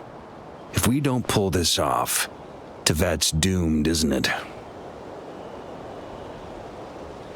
oh, you think so? actually. Yes. Yes, it probably is. It's a shame. Don't put too much pressure on yourself. Tevat has faced annihilation many times in the past, but it also gave us you, didn't it? Hey, don't give me that. It's not like I'm anyone special. I disagree.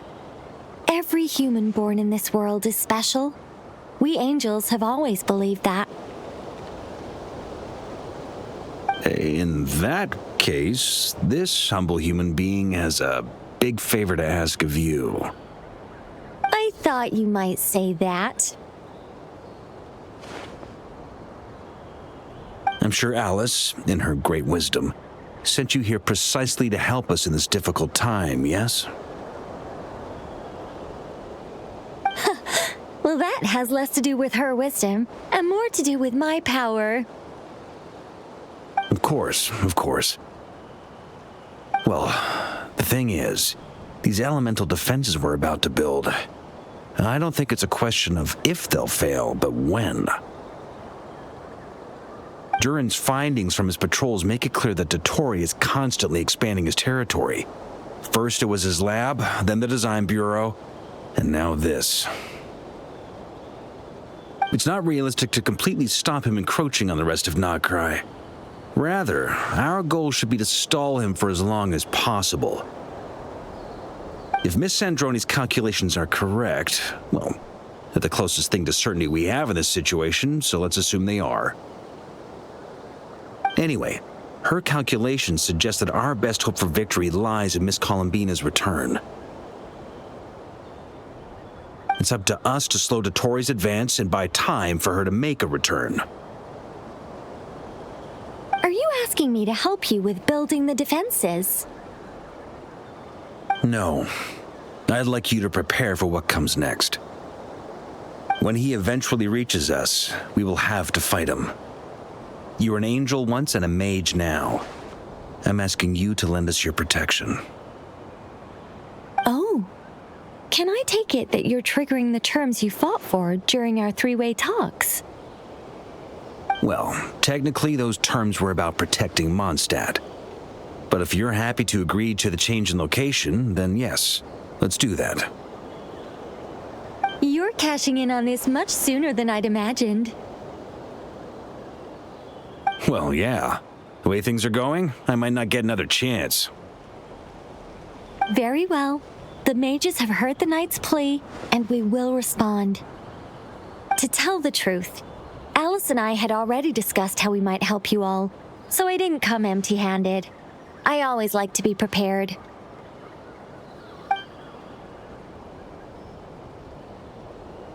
This is... wow. Yeah. This is great. Seriously, thank you. Oh, it's been many long years since I had a chance to dazzle humanity with a little divine intervention. To humbly serve as a reliable and responsible guide. Anyway, Knight of Boreas, please accept this gift in recognition of your great virtue. Go now. May the angel's blessing deliver you safely to your destination.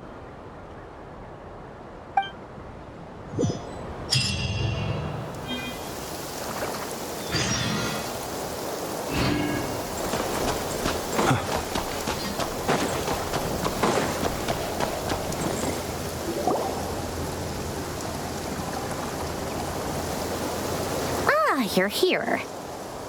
Sandrone! How are things going? Glad you asked. You two are about to become the first people to lay eyes upon my masterpiece. Or should that be the first person and the first, specter? Hey! Whatever. Come, feast your eyes on this. Wow! We've never seen something like this before. This meter displays the progress of my formula. Currently, it's still making the most important connections.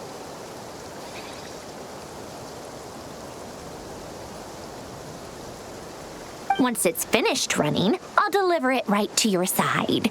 And then we can finally bring Columbina back.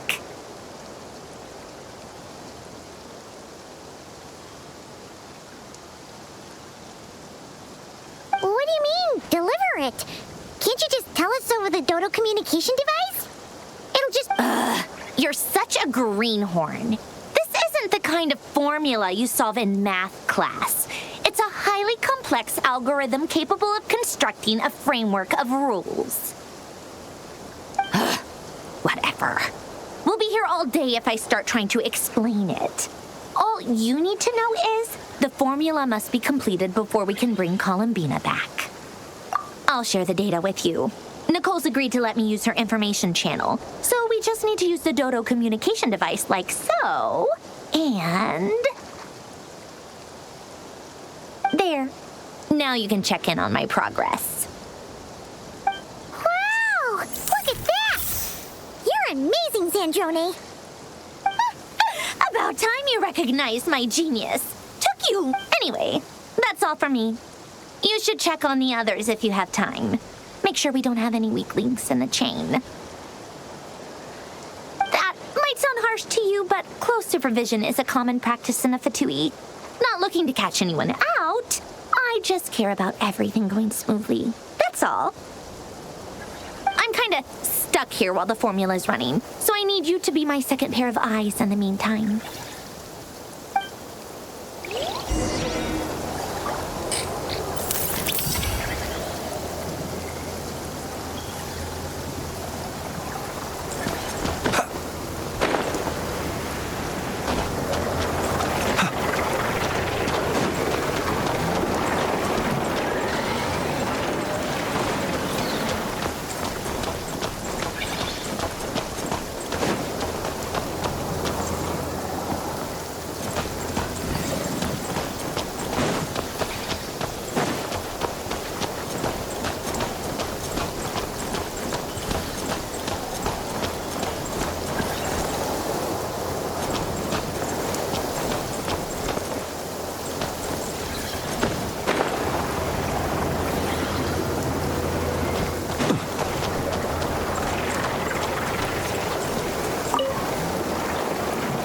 Traveler, Paimon, a pleasure to see you both. Friends! How's everything coming along? Fairly well, if I do say so myself. Personally, I am ready to confront Dottore head-on. Ooh, you sound much more serious than usual.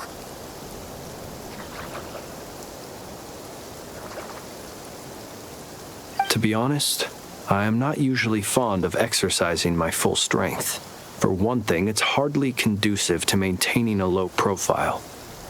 Besides, I believe one should have the right to choose when to show their hand.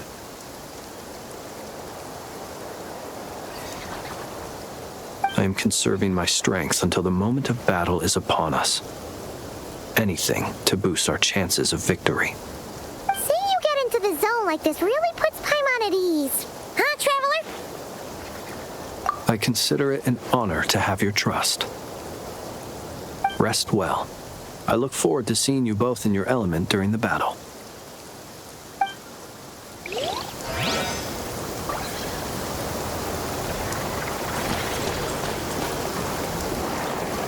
Thankfully, Miss Nicole has come to our aid. Noche Town is now looking very well defended. Golden Flame. Yes, that's Nicole's power, all right. Based on the latest message from Grandmaster VARKA, it sounds like they've reached an agreement.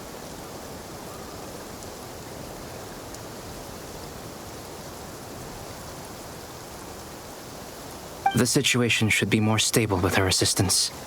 Everyone will have at least some degree of protection. Albedo! Durin!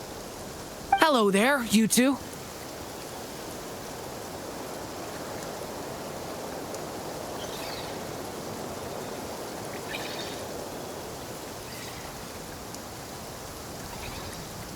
Are you well rested? That's good to hear. As per the plan, Albedo and I will be in charge of Noche Town. As Dottore's energy field expands, it's creeping ever closer in that direction. But we will do our best to hold our position. We fought side by side many times before, and always with great success.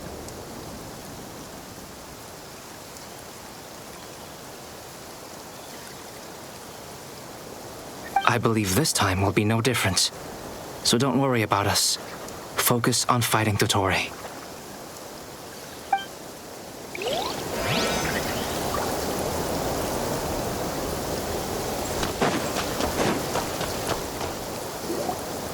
Yes, Miss Moonchanter? What are you staring at? You always address me in the strangest ways. Lady Moonchanter 1 minute, Miss Moonchanter the next. Yes, and? Are either of those incorrect? Not as such. It's just that I simply call you Nefer nowadays.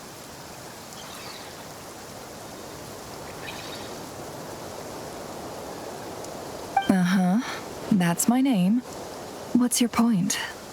The point is I don't add any honorifics or titles. Meaning what? That maybe we're on friendlier terms now than we used to be. Is that how you see it? Then I thought I was the one with eye damage.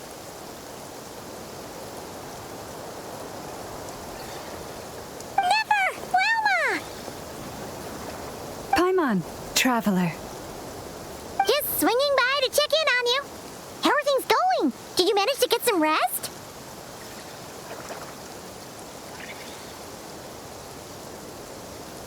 Don't worry about me. I won't slow us down. And I give my all to ensure our victory. Ah, yes. Allow me to give you two a quick checkup.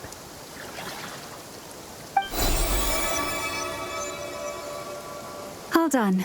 You're both in good shape. You're welcome. You'll have your work cut out for you in this battle against Dottore, so make sure to get some rest in first.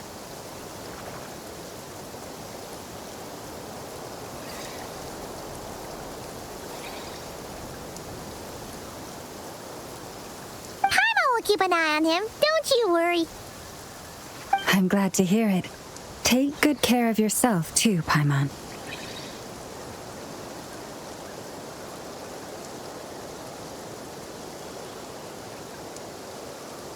Sure thing.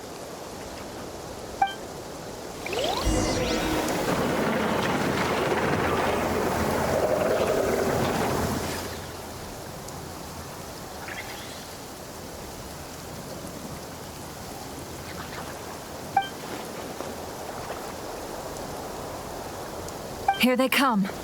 That's quite a horde. As we expected. Get ready, everyone. Take your positions and prepare to engage. Let's begin. I'm at the ready.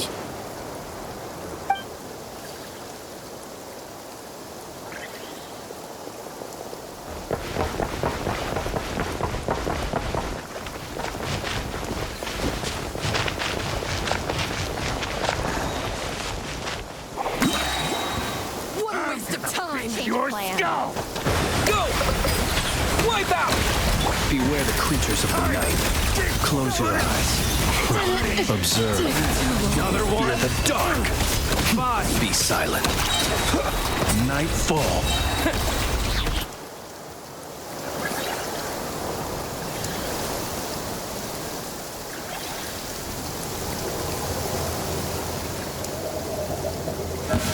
Now it's your skull!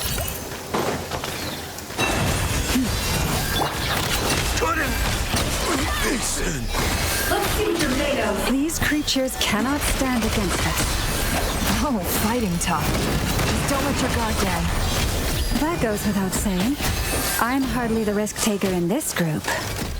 Excuse me? It all adds up. Seek within. Branch into song. Can't hide the truth.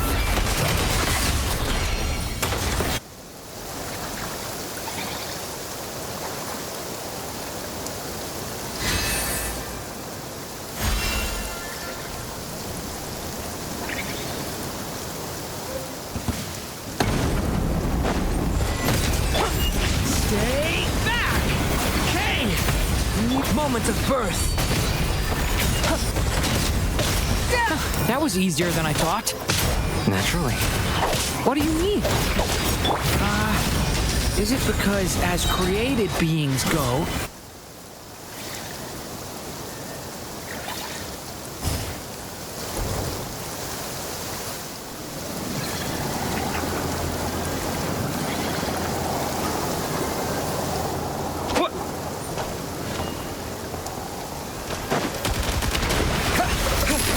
Leave this place.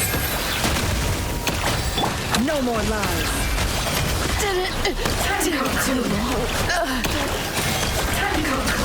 People have always used fire to drive away wild beasts. Wouldn't a lantern work just as well? You read my mind, my dear friend. I was just about to say that. All right then, dear friend. Bring the light.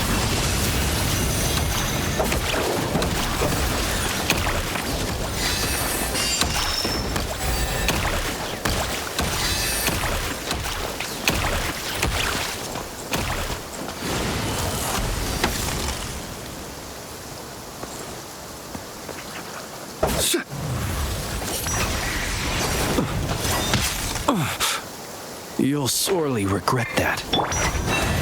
With one heart, we pray. Stay your hand. Go!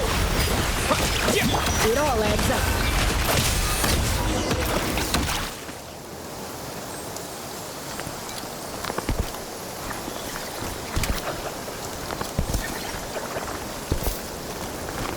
You're looking well. I trust you've had a good couple of days. Dottore. It's actually a good thing, in my view.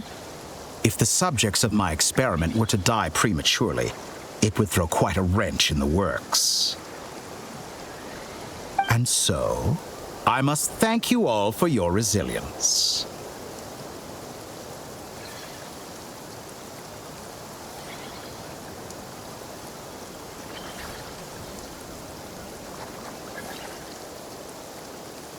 We are no longer on the same level, but you are nonetheless worthy of my respect. A creator god should be merciful and gracious after all. And in any case, it is only right that before I end your lives, the world is informed of the arrival of their new god.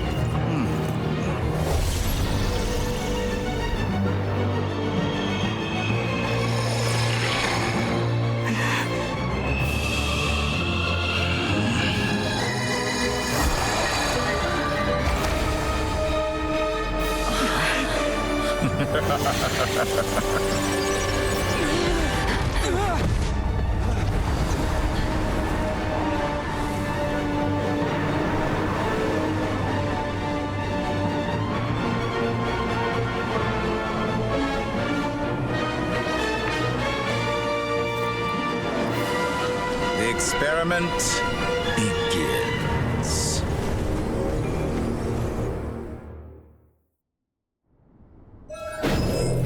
With the marrow of the three moons in my hand, behold the false moons fall!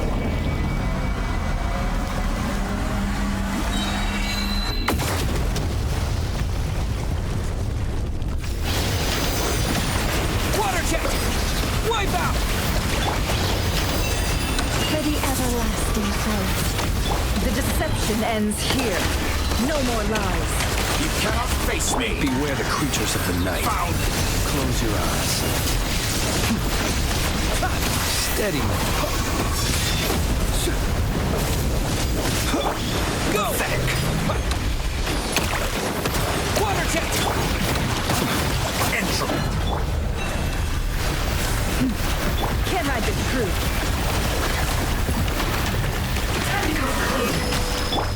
Go! Go!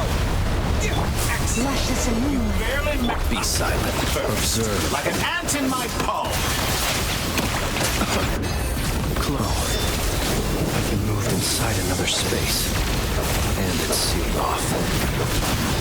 Looking at the structure of it, it seems like Dottore intends to trap us here. There's no exit. Our endurance is about to be put to the test.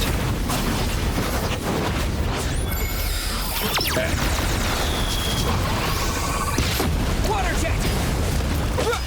Did you honestly think that would hit me? Receive my blessing.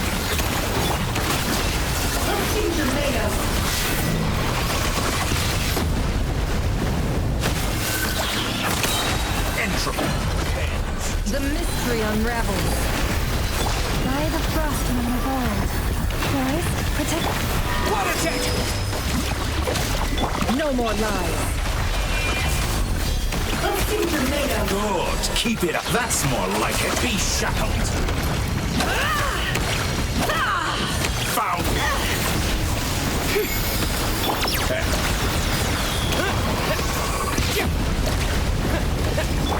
Lush as the moonlight. It all adds up.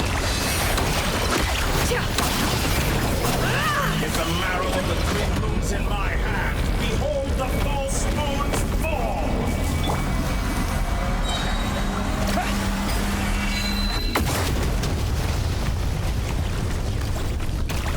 Tell me, where will you try scurrying off to next? Looks like Dottore has opted for a divide and conquer strategy. But we will not allow him to triumph. Now, I shall pray for our victory.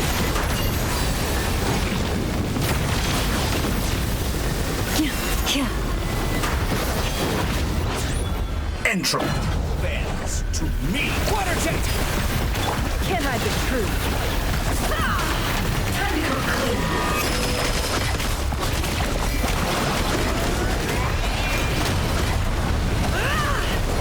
It all adds up. Go! Seek within. How dull. Water jet! Be shackled. Down!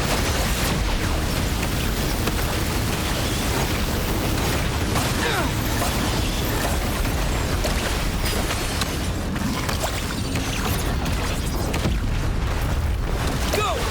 No more lies.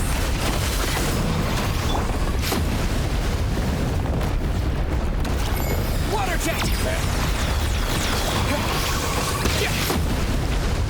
Go! Pathetic!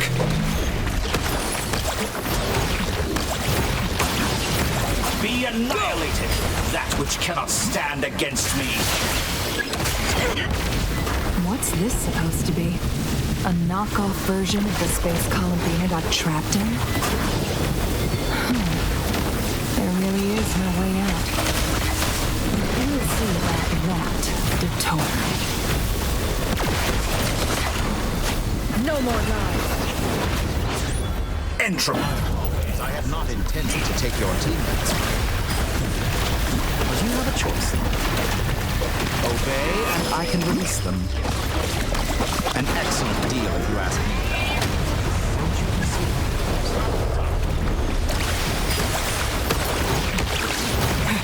Did you honestly think that would hit me?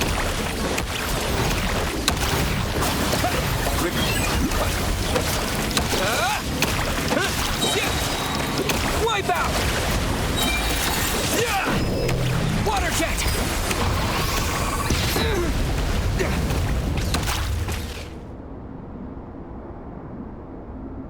I'm aware you've been working on some little tricks to surprise me with, but it appears that none of them have come to fruition. My guess would be that you're trying to bring Columbina back.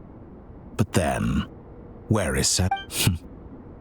I always found their friendship to be a curious phenomenon. Two highly incongruent personalities, and yet they share a deep connection. Speaking of Columbina, I once saw her as like a younger sister. We got along quite amicably while she was with the Fatui.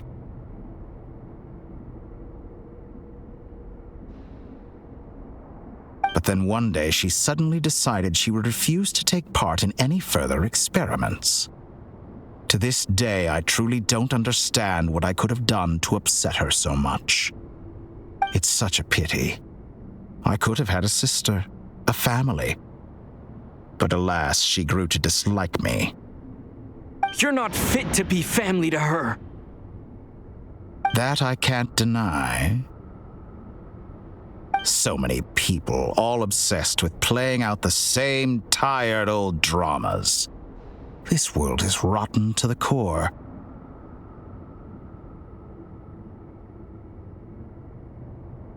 And then there's you. You had every opportunity to reach the right conclusion.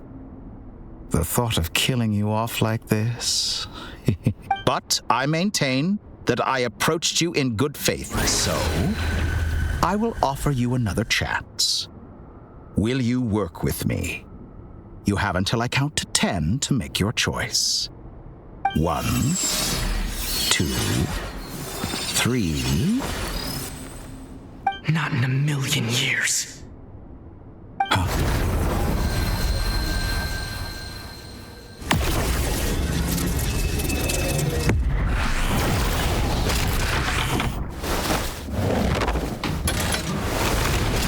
Sandrone, what a pleasant surprise. I didn't think you'd join us all the way up here.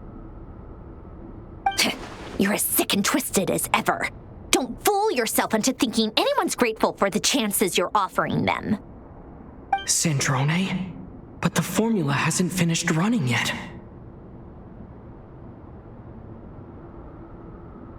Funnily enough, I was just discussing a collaboration opportunity with the Traveler, and then I see you, who I must say is a good example of an opportunity gone to waste.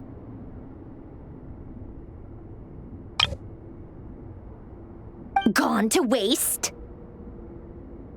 I said that everyone would get one chance, and you've used yours to march right back into the lion's den. So yes, it's an utterly wasted opportunity.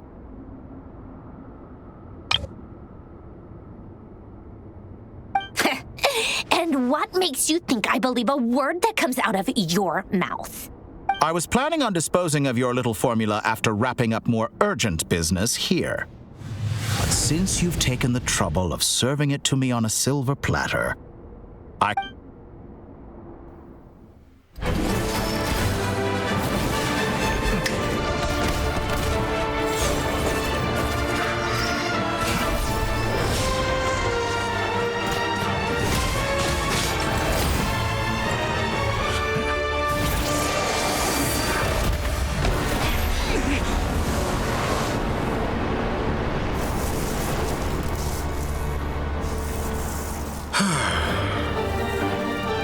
Is this your life's work? This piece of trash?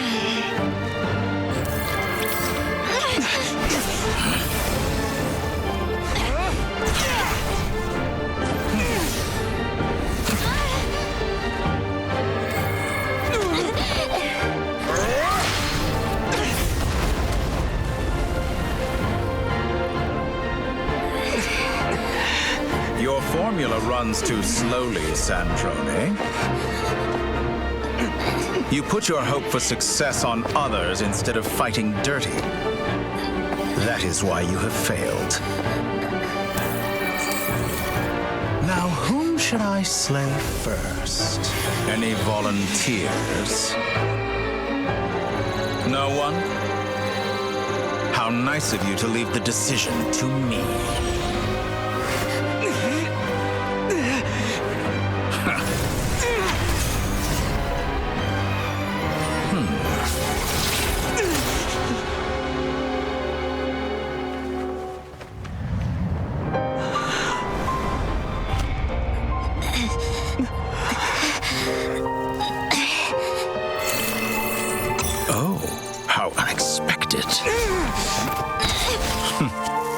Sandrone, any last words for me, comrade?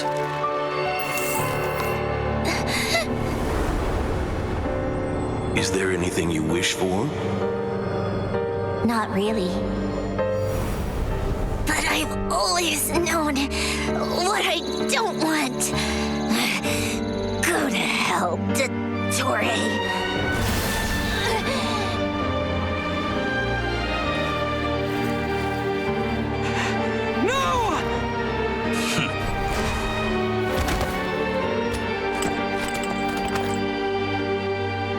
And now, you have failed.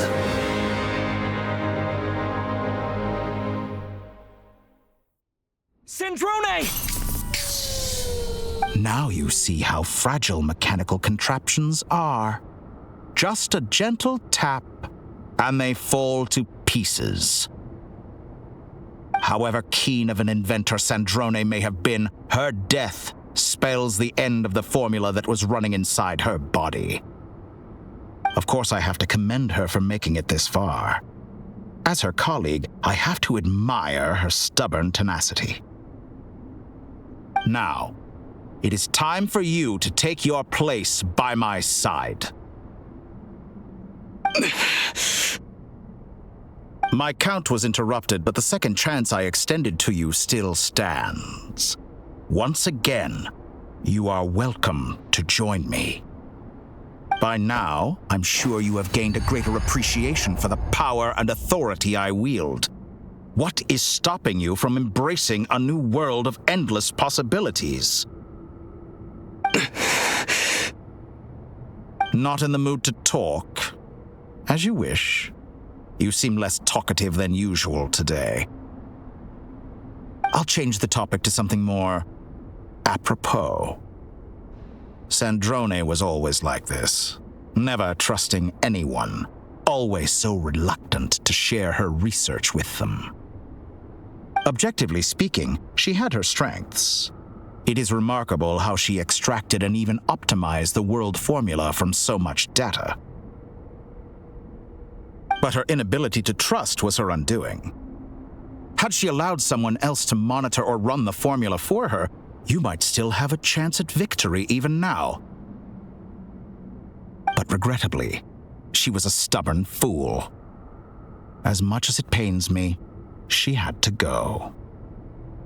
Dottore. Maybe this is news to you, but people can change. Columbina surprised you when she escaped. And I think Sandrone would surprise you too.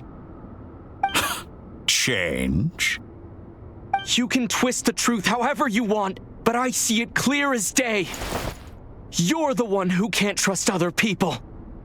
Is that how you see me?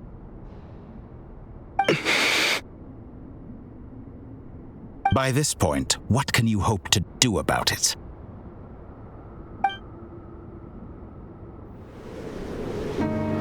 It is pointless to fight on. You've already lost. Wrong. You can't win this, Dottore.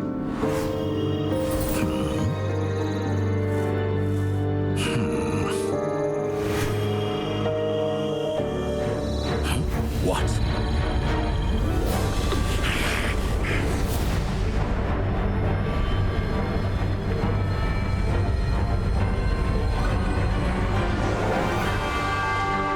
My formula can get us 90% of the way. It will connect you to Columbina. Then, I will bring the formula's output to the Traveler's side. For the last 10%, do whatever it takes. Just bring the moon down.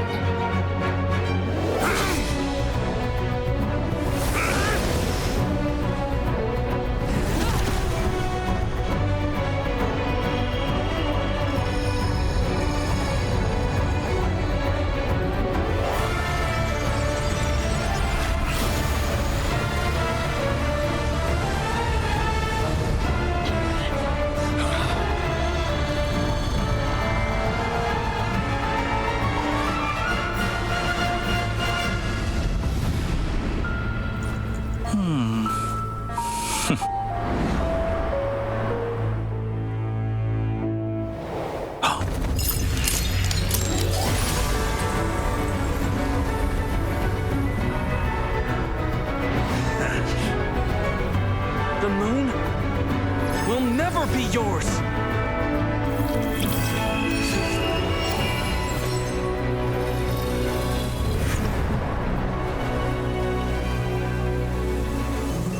I turn my body into moonlight and pour it over Krai. My soul, I leave here to inform my future friends. Lastly, I will hide the Trilune Authority within the Frost Moon. And when my body, soul, and authority are reunited, finally... Columbina!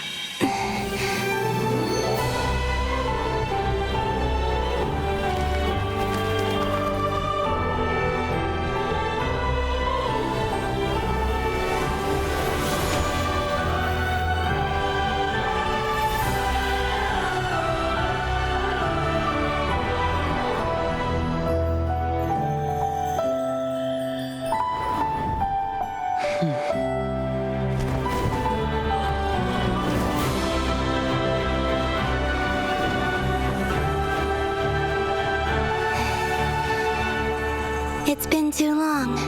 I'm back.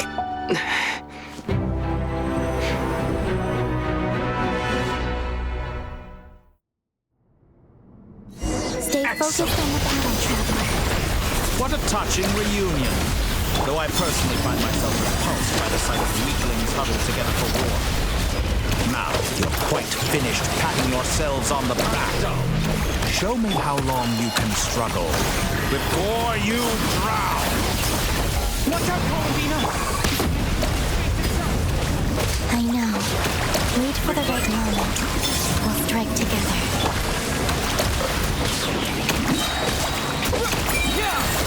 Moon's remnants fall.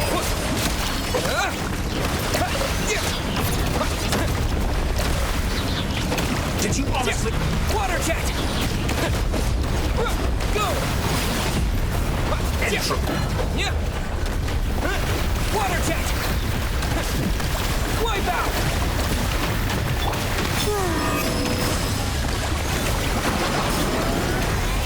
Such a simple attack, and you're all... Water jet!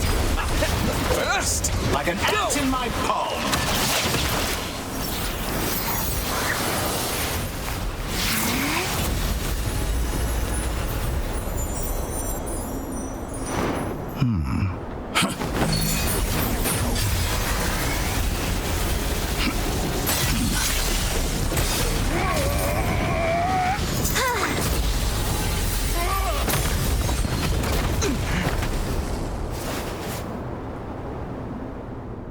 I grant you the new moon's blessing. The new moon shines upon you. I am growing weary of your stubborn resistance. It's over, Dottore!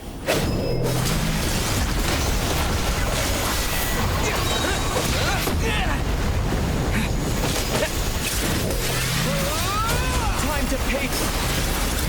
No longer must the world cower in the cold night.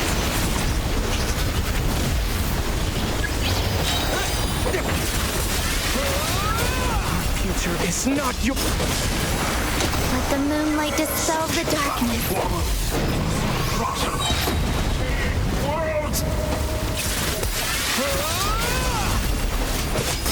Everlasting as the moon.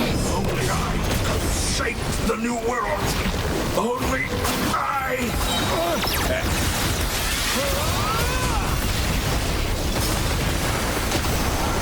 Only I could have shaped the new world. Only I.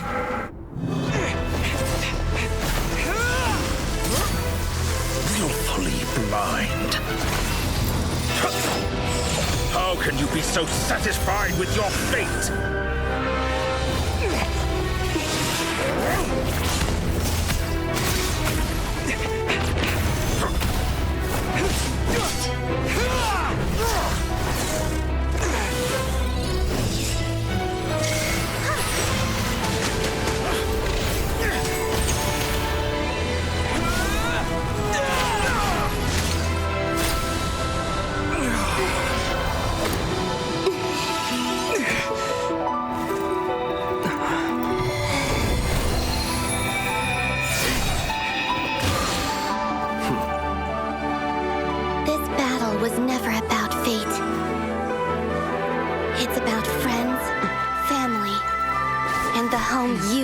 stole from them. So dull. Only the weak rely on each other for comfort. Useless. Once I transcend fate, you will be nothing but fodder for my grand experiment! That will never happen.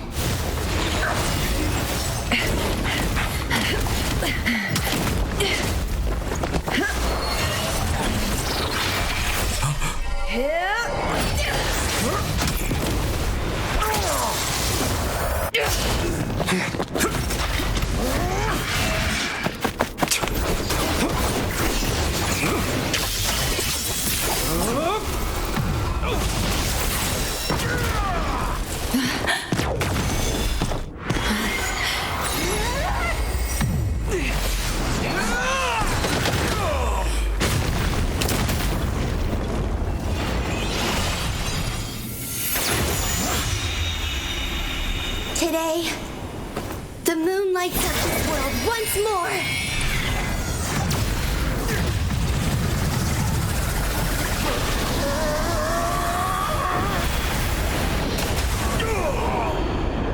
This loathsome world.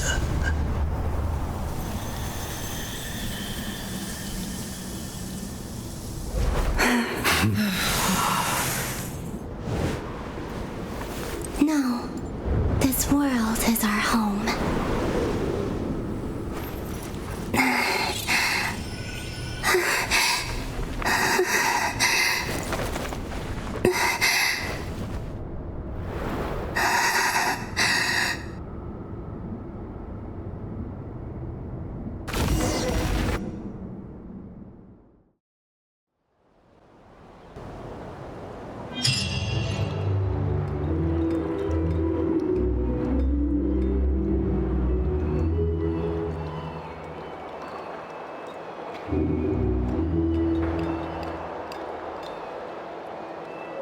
No, you're doing it wrong. The moon looks like this now. What are you drawing, children? The new moon, Mom. It looks different than before, doesn't it? Also, can I go buy a sugar sculpture today? Please? Just one? All right. I suppose today is a special day after all. Almost like a festival. Extra, extra! Get the latest NOCHE Express here! Post-disaster report! NOCHE Town reborn beneath a new moon!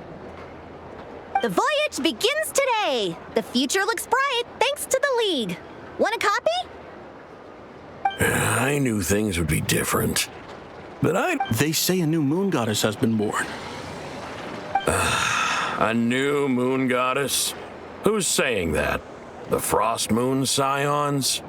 I guess so. I'm not too clued up on the details. As far as I'm concerned, the moon's still in the sky and it's business as usual. Hey, since we've come all this way, shall we grab ourselves a free meal while we're here? Are you a convert now? Or Oh, come on. What does it matter? After everything we've all just been through? That smells good. All right, that's it. I'm hungry. Time to eat.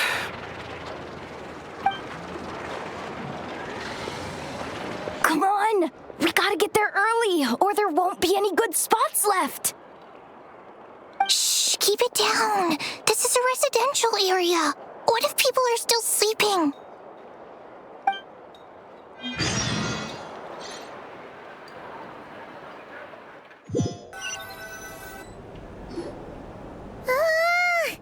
Why is it so noisy outside? It's okay. Paimon was pretty much awake anyway. It's been so long since we last had a chance to relax, huh? Feels like time is moving slower than usual. What about you? Did you rest well? Still winding down from everything that's happened? Or are you wondering how our friends are doing? Or is it about what Dottore said to you? Okay, if you say so. But don't push yourself, alright? Let Paimon know if you need to talk. What we just went through was a lot. It's totally normal if you need some time to get back in your groove. Or avatar disappeared after Columbina came back. Apparently, she was part of Columbina's soul or something.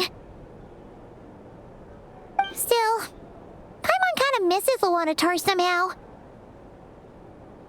Anyway, you did great. So did Paimon. We all worked our butts off to contain this disaster, and in the end, we made it. So, chin up, Traveler. You should be proud of yourself. Hey, don't poke fun. You should be glad that Paimon's growing as a person.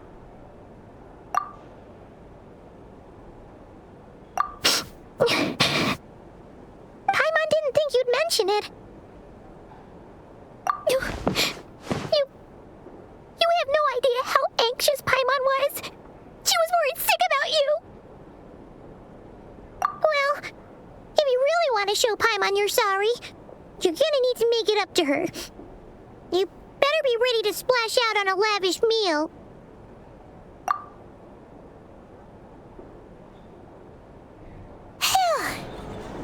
Okay. Paimon's full now. Huh? Oh, well, Hey there, Traveler and Paimon. Good morning. Morning, Yehuda. Here for some breakfast? Oh, I've already eaten. Just need some water. I was mostly worried you might forget what day it was today. So, I came over to remind you. Careful there, Paimon. Too much food will make you drowsy. Don't let anyone catch you hiding at the back and nodding off during the League meeting.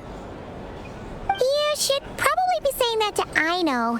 She's the baby of the group, if anyone. True. You know, I'm surprised that all these competing groups are actually coming together to try to solve things together. Definitely a first for Krai. Well, nothing like a region-wide calamity to bring people together. After that, surely even the most self-interested people have to realize that going it alone isn't worth the risk, right? Try telling Boss Neff that. She's not exactly convinced that people are gonna get with the program. Really? But if she's so pessimistic about it, why'd she agree to be the Curatorium's representative in the League? Probably 'cause even though unity sounds like a pretty far-fetched idea, the benefits it would bring make it worth a shot.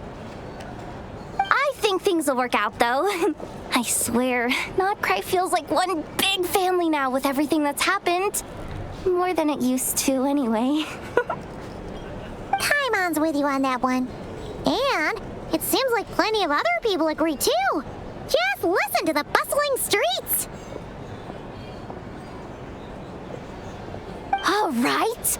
Everyone's been rebuilding these last 2 weeks, and the evacuees have been coming back in droves. Life's slowly returning back to normal. Which means my workload's probably gonna shoot back up. Were you about to head out?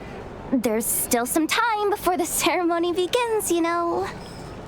Yeah, we were gonna take a stroll around the square and say hi to some friends first. Sounds good. See you later then.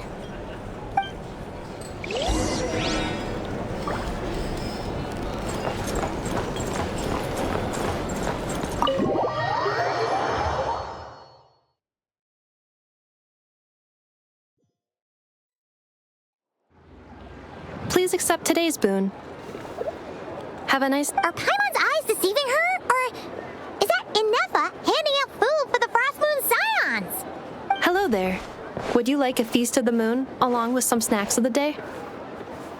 So, what's new, Inefa? It was only a few days ago when we last saw you, but it looks like you've joined the Frost Moon Scions in that time. And Aino, too? What are you talking about, Paimon? We're just here to help. Duh. In the wake of the disaster, it's all hands on deck. We responded to Lama's request for support. At times like these, The smallest good deed can inspire others and help them through the hard days ahead. And we're using eggs and heating tubes to make that a reality. In true Kromkake Craft Shop style! Enough! Did you hear that? The Traveler said I did good. The Traveler! That's because it's true, I know. Proposal. If you can resist eating today's dessert, I will provide you with compliments, too. No way! Well, that proposal got shot down quickly. I need something to get me through the hard times, too, you know. Mom! Yes, dear. Go right ahead. Excuse me. Could I take a photo with the robot lady? She helped us get safely out of Krai, and she helped us get back home, too. She's the best. Of course she is! And since I'm the whiz kid who built her, that makes me even better than best, right? But you stole my snacks, though. Oops. Shall we move to the open space near the center? The view there is better. Thank you!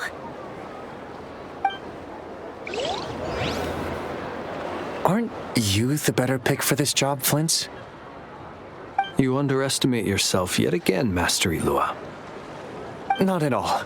I rarely come by NOCHE Town. I don't know any of the big shots here. All in good time. Socializing is a step-by-step journey. But you're much further ahead on that road, aren't you? You're not seeing the full picture. You know the truth now. My friends do not understand my habits. There is no question about it. The Lightkeepers need a representative in the League. Someone who is upright, cares about other people, and can realize their self-worth through group action. You say it like you wouldn't make the cut. I am most flattered that you think I would. Sigh a little less, Master Ilua, and have more faith in yourself. All the Lightkeepers agree that you're a very promising young man. That is precisely why Starshina Nikita felt safe delegating such important work to you. I'm sure we all also agree that we would sooner die of dehydration than manage to wrangle anything out of you in a discussion. My apologies. I am not in the habit of bringing water with me when I go out. Whatever. I'll take the job. By the way, who else is part of this? Oh, it's quite the who's who of Krai. There's the Moon Chanter of the Frostmoon Scions, the boss of the Curatorium of Secrets, a representative of the Voynich Guild, and even someone from the adorable Kromkake Craft Shop. I'm sure you will find speaking with them to be a genuine pleasure. If you say so. I've never done this work before, so I'm honestly a little scared of making mistakes. But I'll do it. Not only is it our duty as Lightkeepers, but because I want to make Krai a more welcoming place. An admirable attitude to take. The beacons are lit, Ilua. We're but one step away from breaking through the blizzard. We have the chance to band together and build our shared homeland into an Elysium. This is... Yeah. You're right. I'll do my best. Quite a few familiar faces have arrived. Let's go, shall we?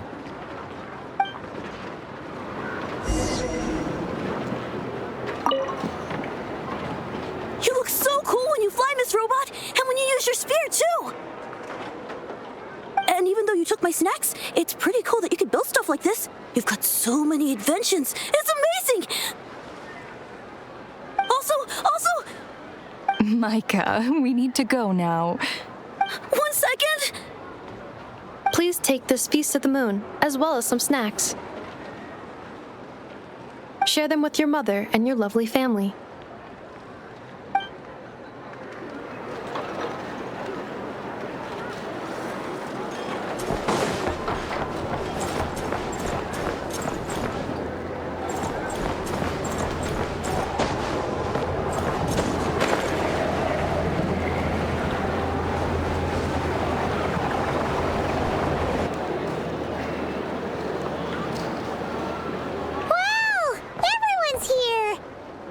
You seem well rested.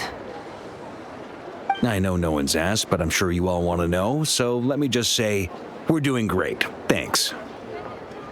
Well, great, but not perfect. Starting to lose my mind from boredom. Can't drink a drop of alcohol while I'm waiting for my wounds to heal. I'm sure you had a sneaky swig or two. Wait, how'd you find out? I'm sure you must be missing Mondstadt after all these years away, Grandmaster. Yeah, you could say that again. Every time I get news from Mondstadt, it makes me want to go back and see the place for myself. Honestly, once things are wrapped up here, I think it'll be time to head back home. Hey, looks like someone's taking the stage. Can everyone see okay? Anyone need a boost? I'll just listen from the back. It's fine. You're taking this pretty seriously, huh, Durin? Well, it's not every day that I get the chance to see how people speak in official settings. Soak it up like a sponge. I'll make sure you get a chance to practice for yourself later down the line. Actually, I know just the thing. You can debrief the Knights of Favonius for me. Mr. VARKA, are you forgetting that I'm not a Knight of Favonius? I can knight you. Any particular title you'd like? Is he joking? I really can't tell. You'll have to figure this one out for yourself. It'll be a good learning experience. It is my honor to host the opening ceremony for the League, and to have this opportunity to speak to you all in my capacity as Voynich Guild representative. Could this person also have been pushed onto the big stage by the real big shots? Guess I'm not the only one then. We come here today, having weathered the trials and hardships of yesterday, and having learned from them the importance of unity and cooperation. All right, here we go. Uh-oh, looks like Aino's off in Dreamland already. Wait, boss is looking kinda drowsy too. Come on, get this speech over with already. NOCHE is our home, the land we rely on for survival. And as we chart a course for the future, may we persevere through the storms ahead as we sail towards a new era of prosperity, freedom, and hope.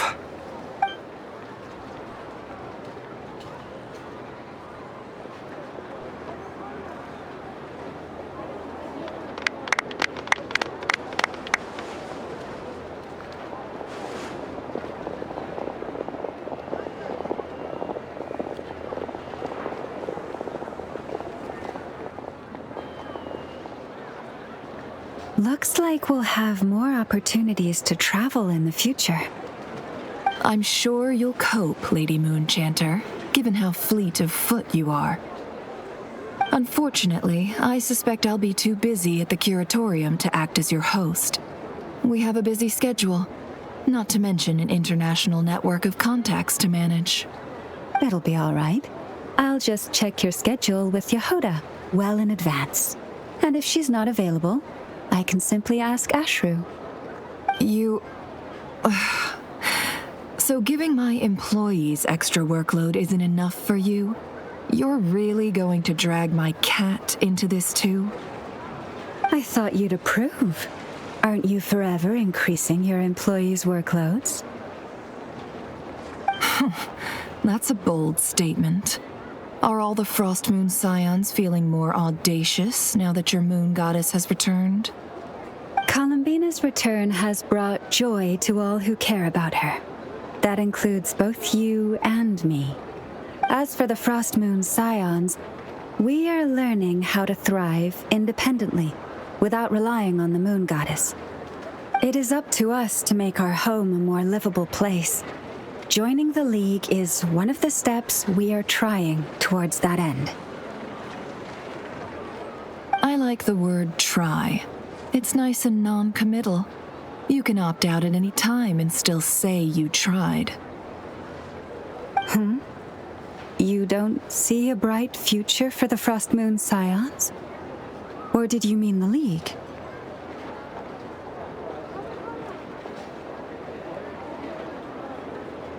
I'm just not as optimistic as you. The Frost Moon Scions should count themselves lucky that they have a leader as stubborn and enterprising as you. But Krei's a big place, with all kinds of people. Most of them don't enjoy answering to a leader, or even listening to reason. Well, that's where you and your methods come in. Unless the Curatorium of Secrets is only here for appearances. For now, yes. And that won't change until this venture becomes worth my while. What would make it worth your while? Getting out more than I put in. Right now, I'd barely break even, but I'll grant that it's a good start for Krai. Then maybe it's worth a try. All right, you can stop now. Or do I have to join the Frost Moon Scions before you'll get off my back? You'd be very welcome to join us. Hey, you two! Congrats on all your hard work! What are you chatting about? Nefer was trying to dissuade me from adding to her employees' workload. Also, she's considering joining the Frost Moon Scions. Sorry, what? Your conversations are always the most interesting. Would you two care to join me for some tea before heading to your next destination?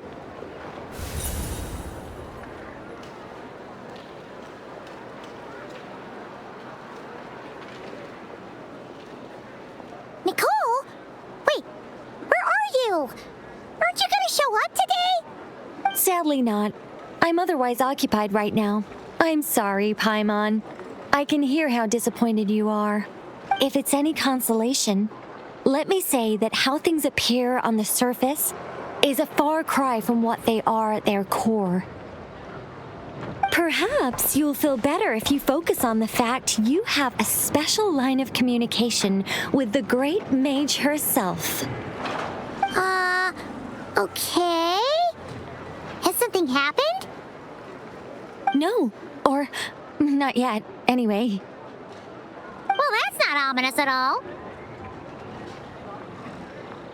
Not for the time being. Just think of this as a general check-in to make sure this communication system is still running smoothly. Besides, it's good to chat once in a while if we want to maintain our friendship. You could have just said so. Paimon got all worked up for nothing. Still, the best friendships are built through face-to-face interaction, you know. It's never gonna stop being weird having tea with you when you're not there and just talking to thin air. All right, fair point. I'll bear that in mind for next time. Yeah. Any update on that crisis at the world's borders? Alice just informed me that they had their work cut out for them. And now everyone's thoroughly exhausted. But they did finally get things back under control. Still, we can't let our guard down yet.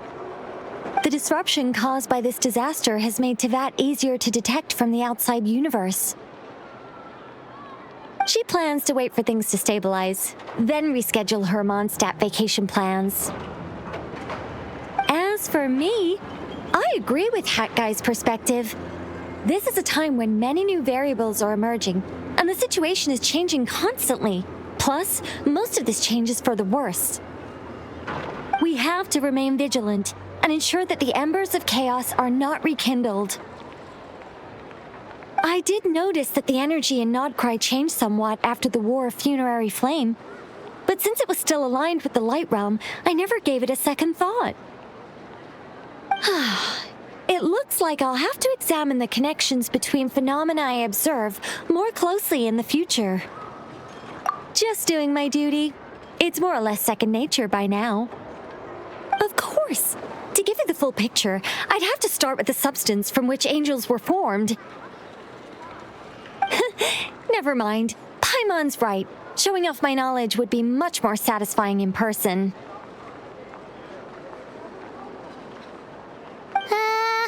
By the way, you did receive the gifts from the Hexen Circle, yes?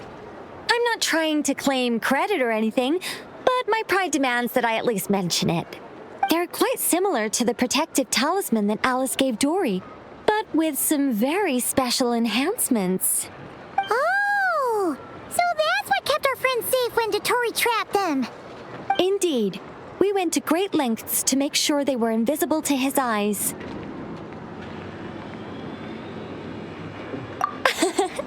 I'm so happy they came in handy. Still, not fishing for gratitude, by the way. I just want you to be aware that sometimes your friends may be protecting you in ways you cannot perceive.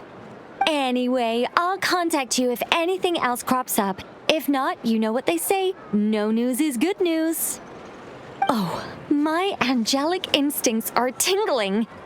They say you should head to the docks next. Your friends are about to board their ship home.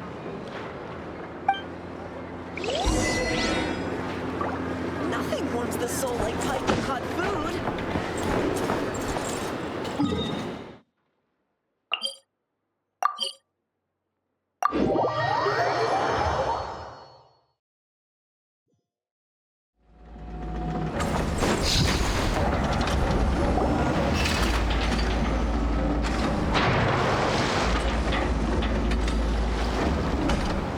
You're here. You're here too, Hat Guy. Are you heading back together? No. I'm bound for Sumeru, and she for Fontaine. We just happened to cross paths at the harbor. Everything seems fine.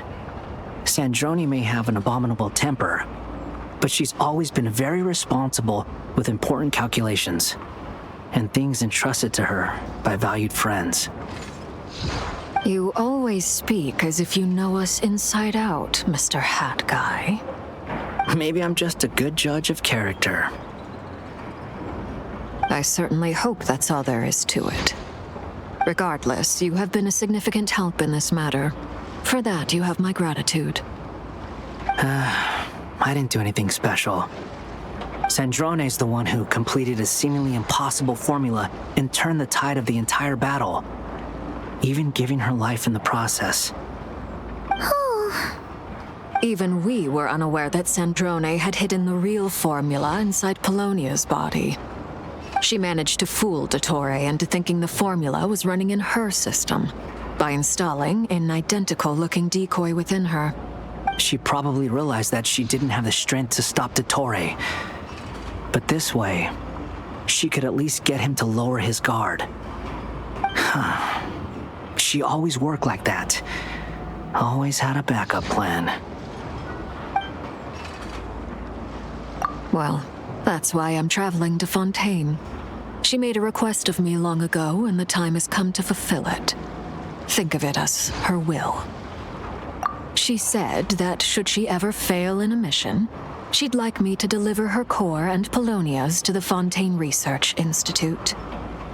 She also mentioned that she had made arrangements for people there to set her affairs in order. Some of her personal effects, such as her notes, were left to me. I've decided to take them back to the House of the Hearth, for safekeeping primarily, but also as mementos, I suppose. However, there is one book among them that I'd like to leave in your care. I'll have someone deliver it to your residence at the flagship at a later date. No, I was specifically warned not to tell her. This is her last wish, and I will abide by it. I can only hope so, but none of us here can know for certain. I bade farewell to Columbina earlier today. As promised, she turned the iridescent moon's marrow over to me. She spent a long time with Sandrone's body, saying her goodbyes. Oh, is she all right? Sandrone's passing has left a great wound in all of our hearts. But Columbina surprised me. She offered me some words of comfort before I departed. Despite being grief-stricken herself, she showed an awareness of the feelings of others around her. She never used to act like this. Clearly, she has grown. And I suspect that we have you to thank for much of the change we are seeing in her. After these recent events, the Tsaritsa has revoked the Pale Star Edict. Snezhnaya now realizes that the arrest warrant for Columbina was just a ploy by Dottore, who coveted her powers. I shall return to Nodcry to see her as soon as I find the time. I hope that from now on, she too will explore more of the world. Columbina Hyposelenia's journey is only beginning. My ship is here. Traveler, Paimon, we shall meet again. You too, Hat Guy. What are you still bumming around for? Isn't Columbina waiting for you? I thought today was the day you'd agreed with her to go find out the truth about your sibling. You're afraid you won't like the truth when you see it. Well, this is new. I was starting to think that nothing could scare you. Don't say that! Wouldn't you be if you were in this situation? Fair point. But I'd say I have more experience facing up to unpleasant truths than the Traveler. They say blood's thicker than water. I know how much you need your family back. More than you need any of your friends. And I'm sure that all your real friends understand that too. No matter what the truth turns out to be, they will stick by you and support you, whatever decision you make. Finding the truth is important. But more important still is what you choose to do once you've found it. At least, that's the life lesson I've learned from my experience, grappling with the truth. What? Now that Dottore's dead and gone? A little, I guess. But it hasn't solved everything. Maybe I regret not getting to end his life with my own hands. Or maybe it's something else. But for whatever reason, I still feel like I have a chip on my shoulder. Either way, I'm going back to Sumeru. Lesser Lord Kusanali is gonna need help dealing with all the chaos Dottore left in his wake. Not just from this incident, but everything he did in the past, too. You should continue with your journey, as you've always done. Who knows? Maybe we'll meet again someplace else. So, what should we do now? If you want to explore a bit more to steady those nerves, Paimon's game! After all, when Columbina said she knew where your ship was hidden, Paimon promised to give you two some alone time with the truth. It hasn't been all that long since we were last apart, sure, but with Columbina there, Paimon's sure things will be just dandy. Ain't no biggie. Paimon might be all about that food and fun, but she knows how to do right by people. Paimon's sure you'd prefer to digest the news about your sister in peace. But, no matter what you see, just know you can share it with Paimon. Of course, as long as it's not super private. If you can't make sense of something, let's give it some thought together. And even if we both can't figure it out, Paimon can at least treat you to a nice meal. Glad to hear it. Feel better now? Alrighty. Next up, time to meet with Columbina.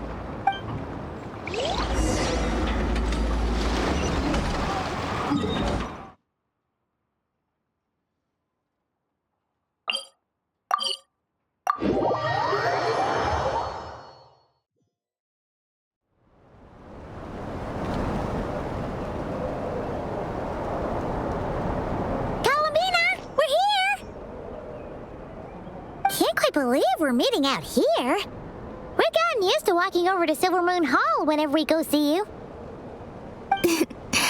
Well, you're still welcome to go there whenever you want to see me. It's just, now that it's all over, I've decided to make some changes. Try and fit in with the Frost Moon Scions, like Lama suggested. The older generation are still timid around me. They don't dare get too close, and they bow their heads when I walk by. But things are much better with the children. I see more curiosity in their eyes. Hopefully, by the time the next Moon Prayer night comes around, I can enjoy the festival with them as myself. You'll do fine, Columbina. Paimon's sure they'll realize you're super nice once they get to know you better. You really think so? When we first met, you thought I was a little up in the clouds. Well, we were just starting out then, come on! So Lama told you, huh? I'm only teasing. I know that I have you to thank for pulling me back down to solid ground. It feels good to finally stand firm on the earth where I was born.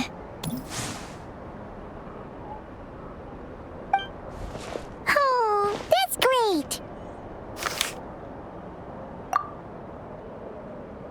Thank you. I'll make sure not to lose it this time.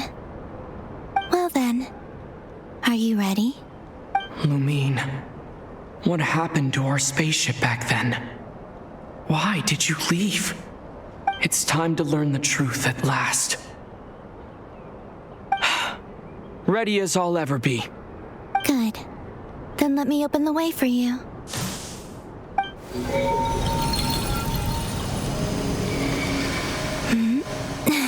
Where does this lead? To our shared destination.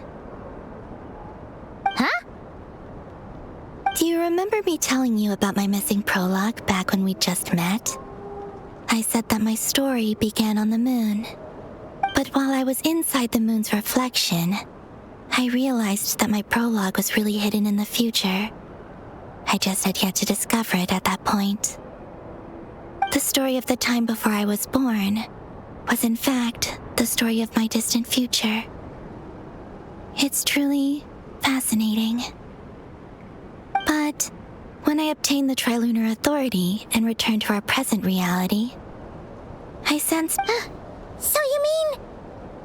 Yes, your spaceship. All this time, it has been hidden on the Frost Moon, which lay beyond the sky. The great ruler of the firmament. The heavenly principles. Wait, them? Why would they do that? I don't know. Perhaps your ship contains something that is incompatible with Tevat.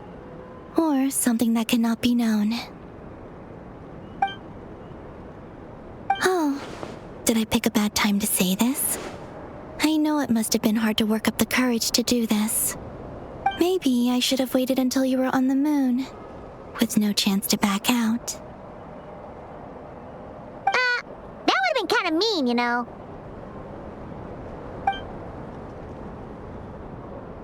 Take me there. Oh? Whatever is hiding in that ship, it belongs to me and Lumine. Those memories belong to us.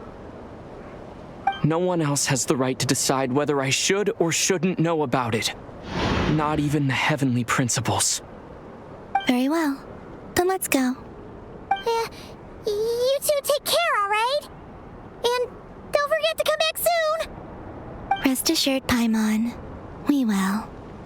Traveler. Thinking about the story that we'll find hidden on the moon? Yes. And hoping that it has a happy ending. Stories like that don't exist, you know? You don't believe in happy endings? I don't believe in endings.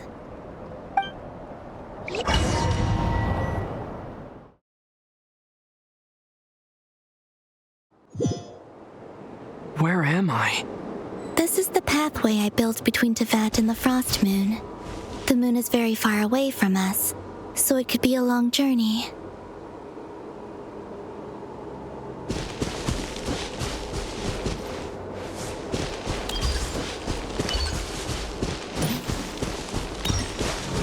After I obtained the Trilunar Authority, I unwittingly saw past events from many of my friends' lives. one was Lauma. She was so young when they chose her to be the Moon Chanter. From then on, the Frost Moon Scions looked to her to bring messages from their goddess. But, for better or worse, I had left Hisi Island before she was ever born. It was not until much, much later that she met me. I think it's for the best. Because of the way things turned out, you had the opportunity to become friends. You're right. In that sense, I think we were both very lucky.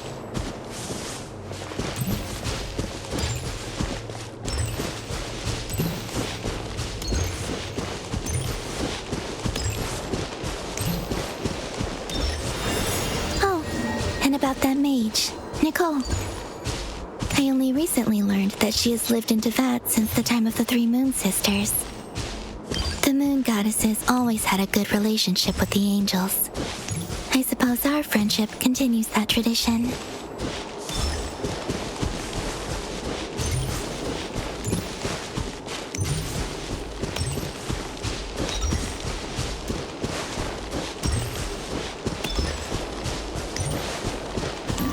And then there's Sandrone.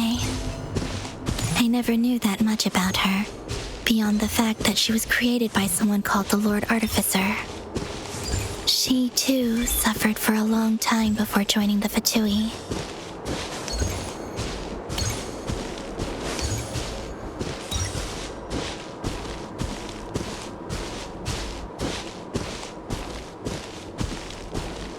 How I wish I could talk to her again, even if only to hear her say nasty things to me.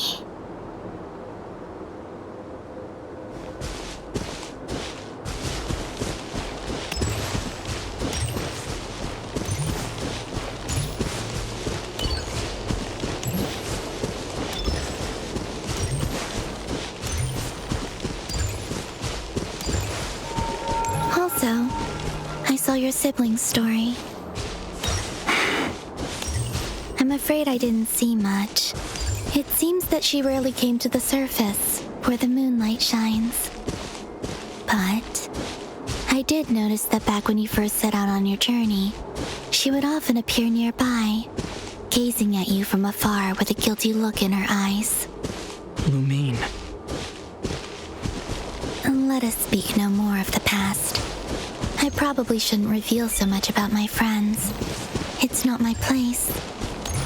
Let the moonlight carry us forth. We are very close now.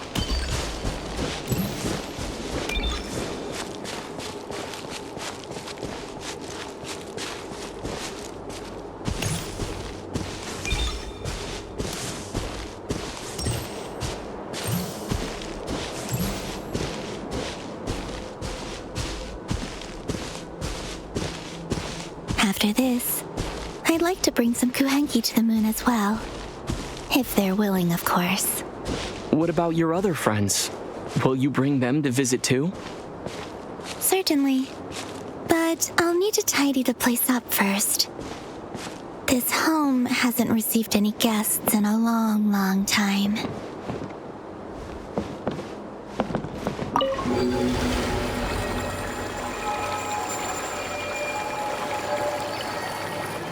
I remember writing something similar with you on Moon Prayer Night. I believe it was called... Dodoko's Whirligig. Yes, that was it.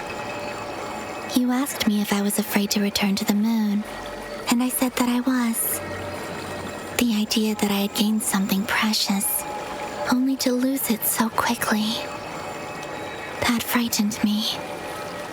But I'm not afraid anymore. Besides, this time, we're traveling together.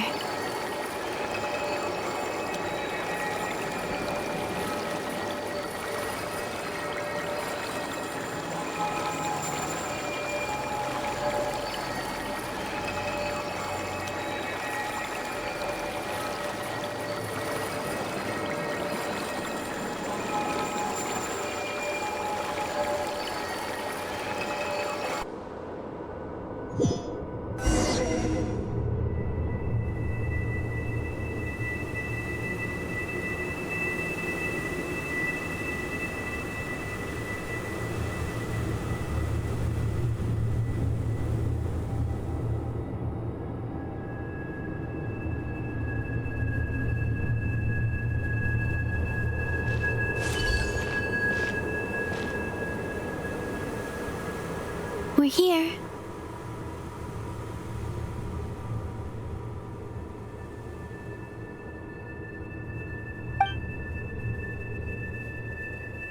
Over there.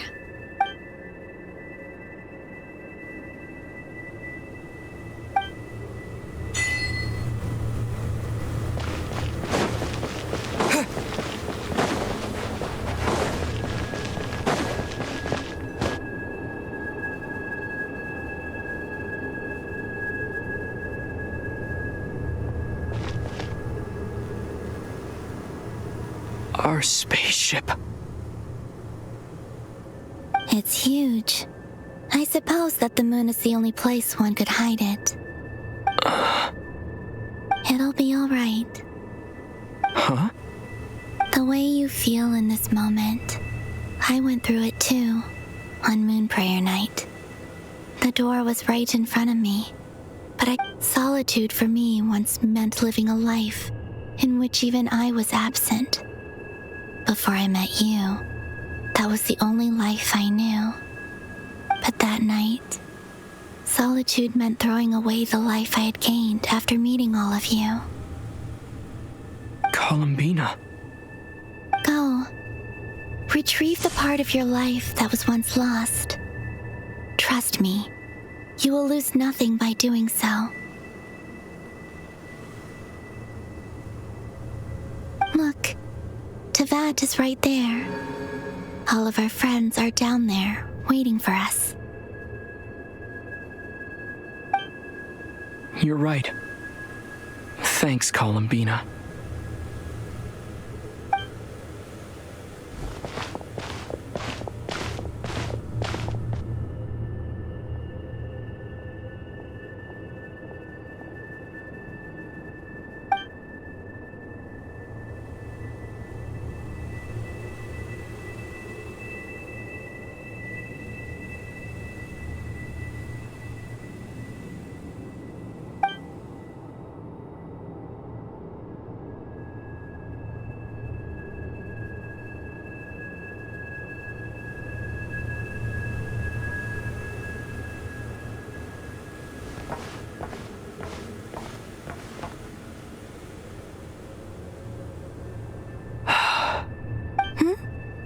Finished? Yeah. Why did you take your eye mask off? Well, since my return, I've decided to take more opportunities. Besides, I've always wondered how Teyvat looks from the moon.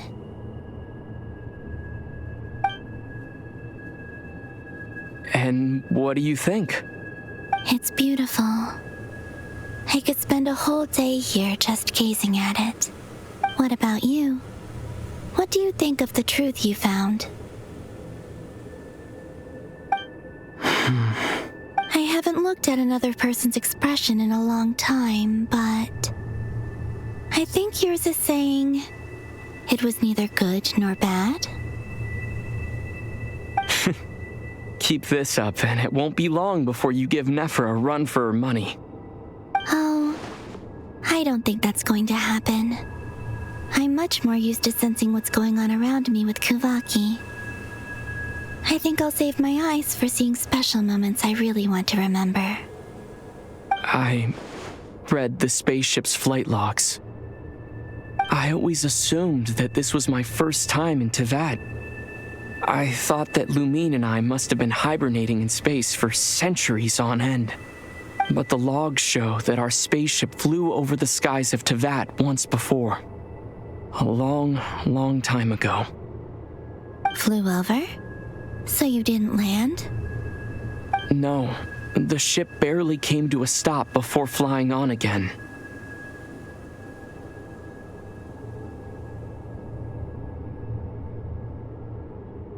After that, it continued traveling through space for a long time. Some of the data is corrupted, but I suspect that it kept flying for thousands of years. It was only after that that the ship made a forced landing in NOCHE.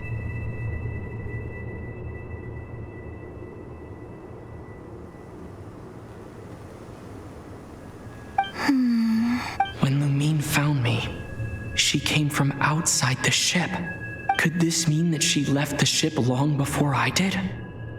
Maybe even during our first pass over Tevat. Are you all right? Yes, I can feel that the truth is coming together, one small piece at a time. I remember Lumine telling me that when she first arrived in Conria, she could not recall the past. So this might be something that even she doesn't know. Here, I made some space for you. Your mind must be racing, and this seems like the perfect place to relax and clear your head. Oh, wait, there's one more thing. What is it? Wait here a moment.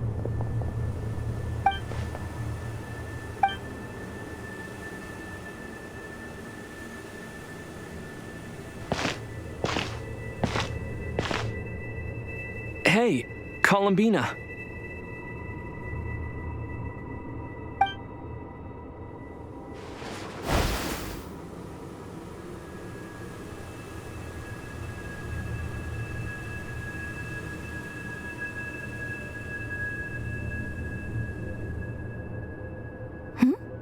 Is that a new outfit? An old one, technically. It's been in a cabinet inside the ship this whole time. It's a matching pair with Lumine's. She always liked this set more. Huh. I don't think there's a huge difference. Really?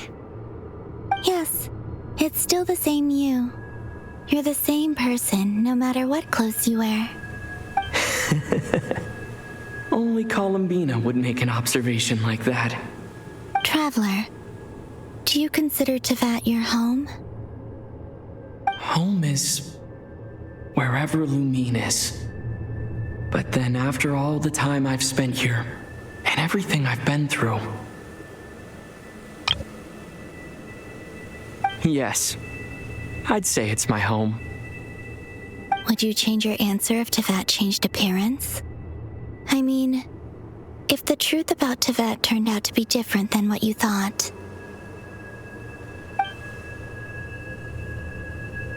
I don't know, but I don't think so.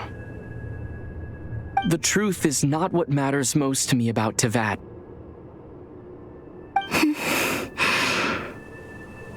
When I was first born, I longed for a home. And when you get something before you're mature enough to understand the world, you just take it at face value. I thought that a home was a transaction. You give me what I want, and I'll do the same for you. But you and your friends taught me what a true home should look like. You never asked for anything, yet you gave so generously to me. That's because your friendship matters to us. It was worth it. In the past, I thought that my birth in Krai must have been a mistake.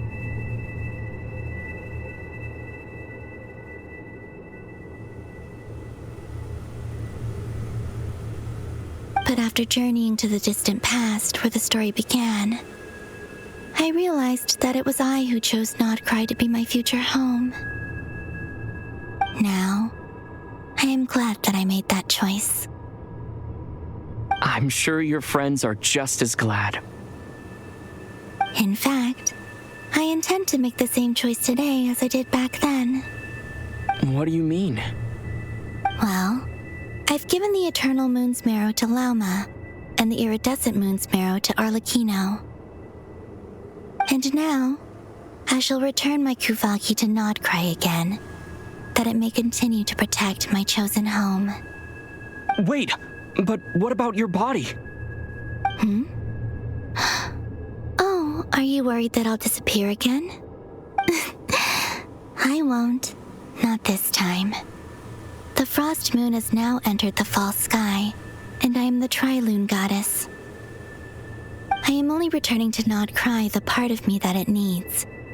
I am giving what I can, because my home is worth it. Oh, and I have something for you, too. For me? Yes. Come closer.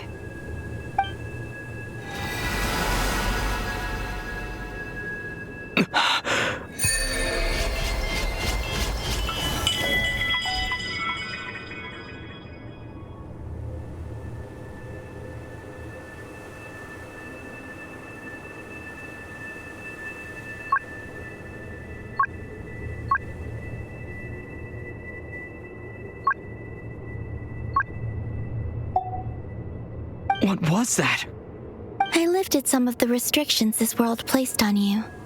I trust this will help in your future adventures. My power. It feels like it's grown. I can use the elements more freely now. Thank you. This will be a great help. You're welcome.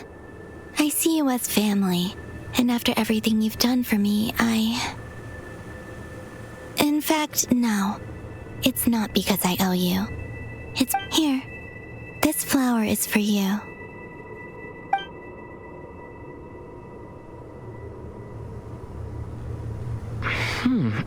Isn't this a moon prayer blossom? Yes. Don't worry. You will never see these flowers lose their color again. I'm finally discovering the joy of giving. How I wish I'd learned this sooner.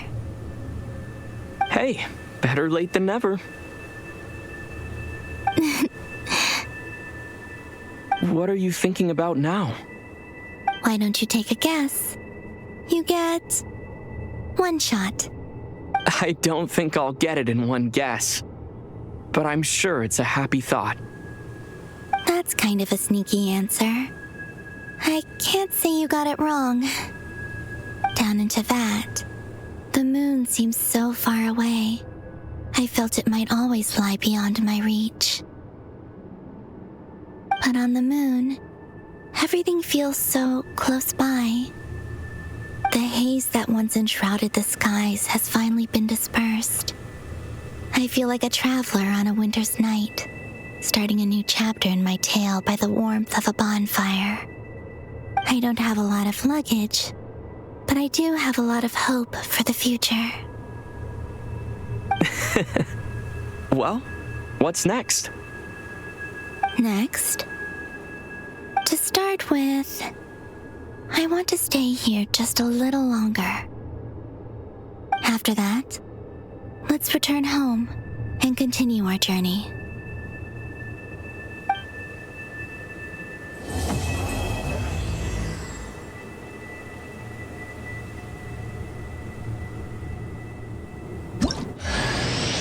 These clothes bring back so many memories.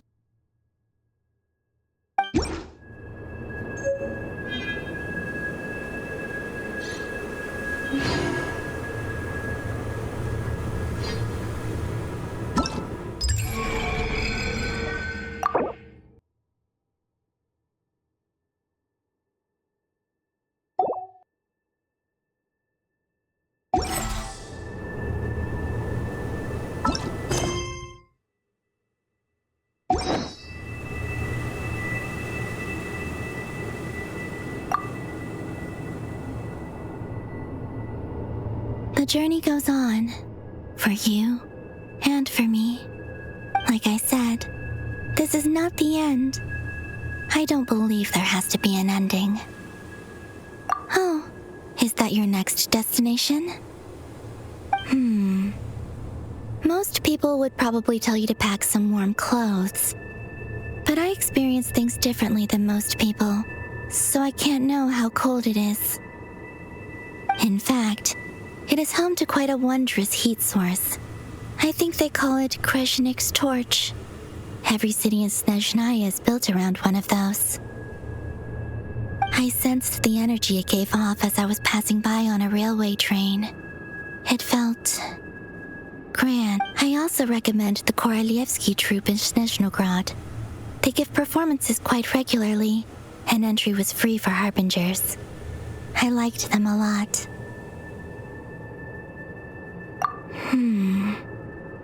Ice cold and sharp. Crystal clear in some ways, yet profoundly unfathomable in others. like the thick layer of ice on top of a frozen lake.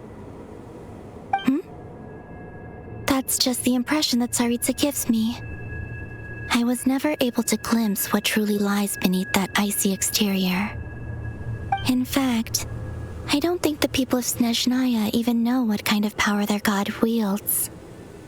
Maybe that's because the Tsaritsa herself has never acknowledged nor accepted that power. There's Regrator, the Rooster, and the Jester. Between them, they control a lot of what happens in Snezhnaya, but I can never wrap my head around how exactly power is split between them. I just know they are each responsible for many specific domains. I noticed that the Rooster and Regrator often appear to get along on the surface, while working against each other in secret, and theirs is not a friendly rivalry. But I wasn't particularly interested, so I tended to keep my distance. Now that I think about it, the term Mistelton often seemed to come up in connection with Project Stuja. Once things settle down in Nodkrai, I'd like to explore the world beyond Snezhnaya. You've told me so many stories about the other places you've been to, and all the friends you've made there.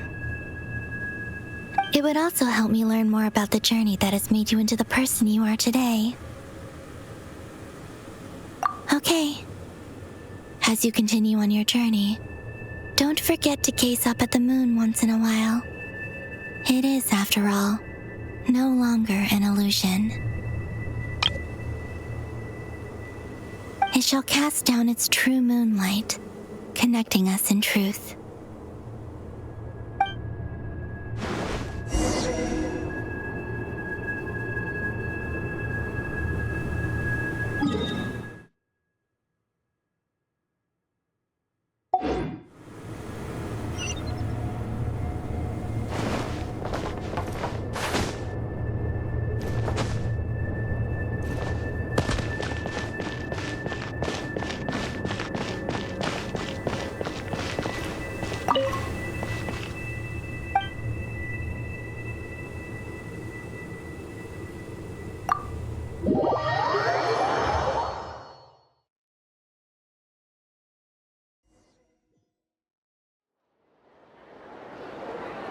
To Jean, acting Grand Master of the Knights of Favonius.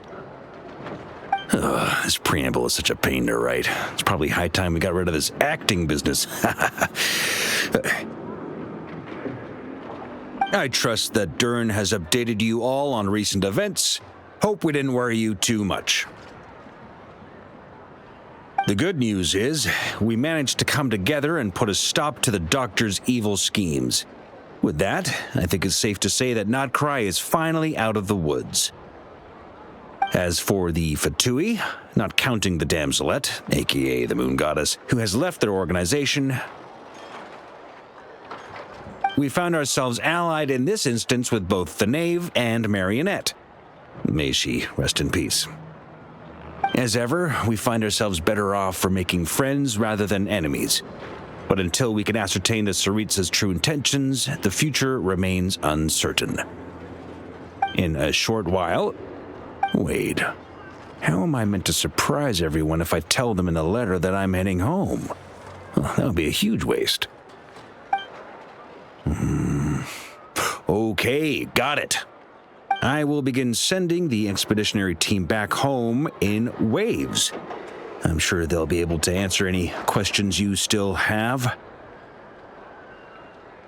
I hope they won't gloss over the details of my many heroic deeds, but if they do, I'm sure it'll be because they're just too exhausted from the long journey. I think of Mondstadt daily. Please give everyone my best regards. P.S. The honorary knight went above and beyond this time. Are there any other honors we can give him? I'll leave it with you. P.P.S. Please be extra nice to Klee for the foreseeable future. I cashed in on the last favor that the Hexen Circle owed us, so we need to earn some more goodwill. If there's any serious problems, feel free to stick me in solitary confinement when I get back. I'll do the time for her. Whew. And that, as they say, is all she wrote. End of an era. And with the moon shining down brighter than ever, I think everyone is going to sleep well tonight.